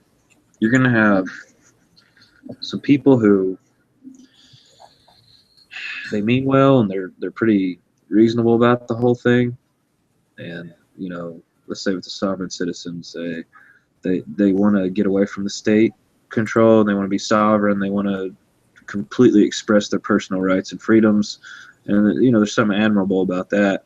But with every movement, you're gonna have a gaggle of fucking morons that are gonna do stupid shit like pull an AK-47 out when they get pulled over on the interstate, start shooting at a cop. You're gonna have people that they start mass spamming the courthouses with liens and stuff like that, just to try to do some sort of, I guess they think they're winning some sort of fight by clogging up the government that does exist, which is already horribly fucking efficient. And so they're just making it even more efficient, which they're making even more people suffer because they're actively sabotaging. and I don't think it's a good thing. Right now, I don't think it's a good thing because of the way it's gone. Now, if you want to, if you want to talk about sovereign citizens, as far as like libertarianism, how libertarians want to be sovereign, they want to have be able to set up their own little towns with their own little rules, but they want at the same time they want government. They just don't want your government. They want their government. They want to rule themselves. They don't want to rule themselves while sabotaging everybody else. They just want to rule themselves and be left the fuck alone. There's a difference there. Mm-hmm. Yeah. No, I think it's true. I find the movement interesting myself. It's never something I've really looked into. I've come across one or two people who practice it. I've seen some interesting videos where they attempted to claim, not anyone I know, but just some interesting YouTube videos with sovereign citizens attempting to claim sovereignty in court and invoking admiralty law and some interesting videos. I don't know how tasered well it worked. I've seen the taser one. Yep. Yeah. Yeah, I don't.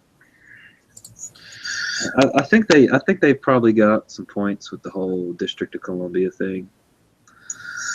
I'm where the fuck did the District of Columbia come from? So they probably have some good points there. There's definitely some influence from the Crown in the District of Columbia and some of our legal systems. Do I think that the way to combat that is to shoot police officers with AK-47s when you get pulled over for speeding down the highway? No, I think that's fucking insanity. Do I think that going into court and trying to force your way past a bailiff who's got a taser and a sidearm is a good idea?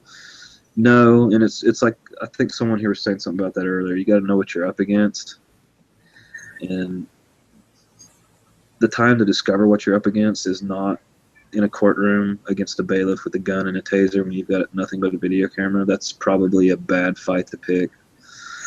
And the time to discover what you're up against is not when you're getting pulled over for speeding and deciding that this is when you're going to fight the revolution because you got the drop on this one cop who is honestly just another dude out there doing his job. You know what I'm saying? I mean, he's not personally trying to oppress all Americans. He's just fucking trying to write you a speeding ticket because you're probably endangering people going way too fast. I mean, you've driven down the highway, right? You've seen the idiots out there. We got to have laws about how fast you can go or people would be dying left and right. Laws aren't bad. I'm not anti-government in the sense that I think laws are bad. There's fucking good laws out there. Anti-monopoly laws, for example, those are great, but we don't enforce them anymore. Mm-hmm.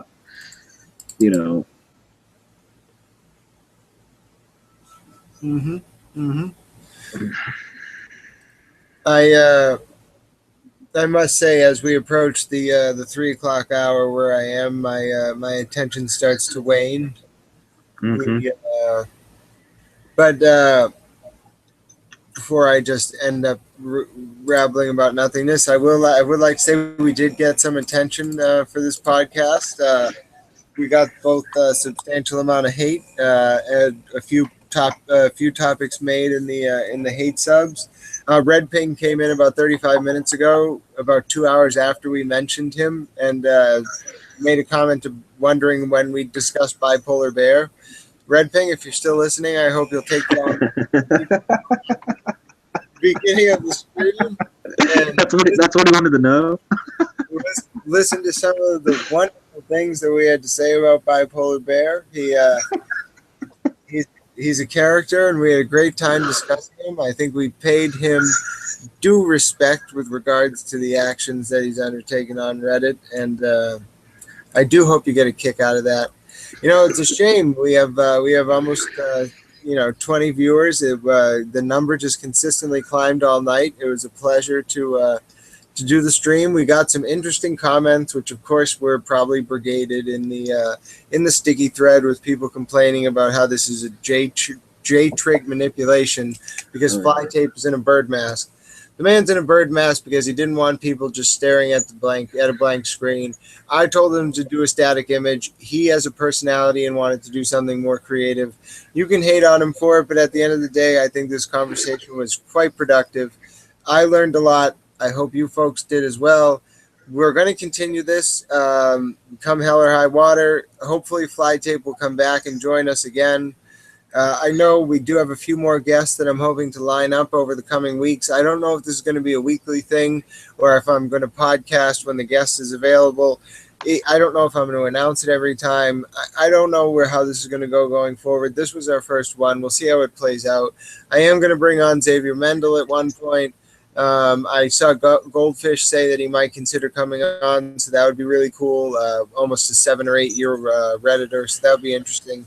And I hope the podcast will provide some good perspective on sort of what the Reddit culture is like beyond just a bunch of usernames bitching at each other in meta subs.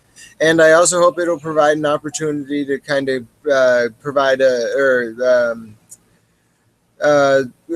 opportunity to see the human side behind some of the Reddit moderators and some of the longer users. And I think it'll be a fun experience. It's interesting to see the questions you guys have to ask, and I hope you enjoyed it as well, Flytape. Yeah, there's one guy begging that I comment on his point, and it probably scrolled past. I didn't see it. Article 1, Section 8, Clause 17 of what?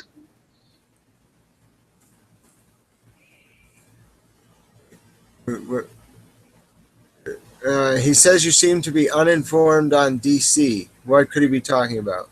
The District of Columbia.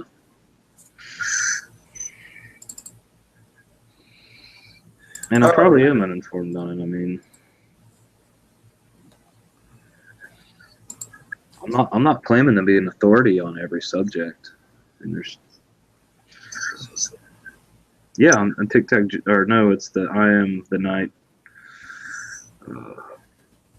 I mean, I'll let you address that. I know here's what I think about the District of Columbia. I think that there was some parallel constitution that was signed, but I know nothing more about it other than that, and I can't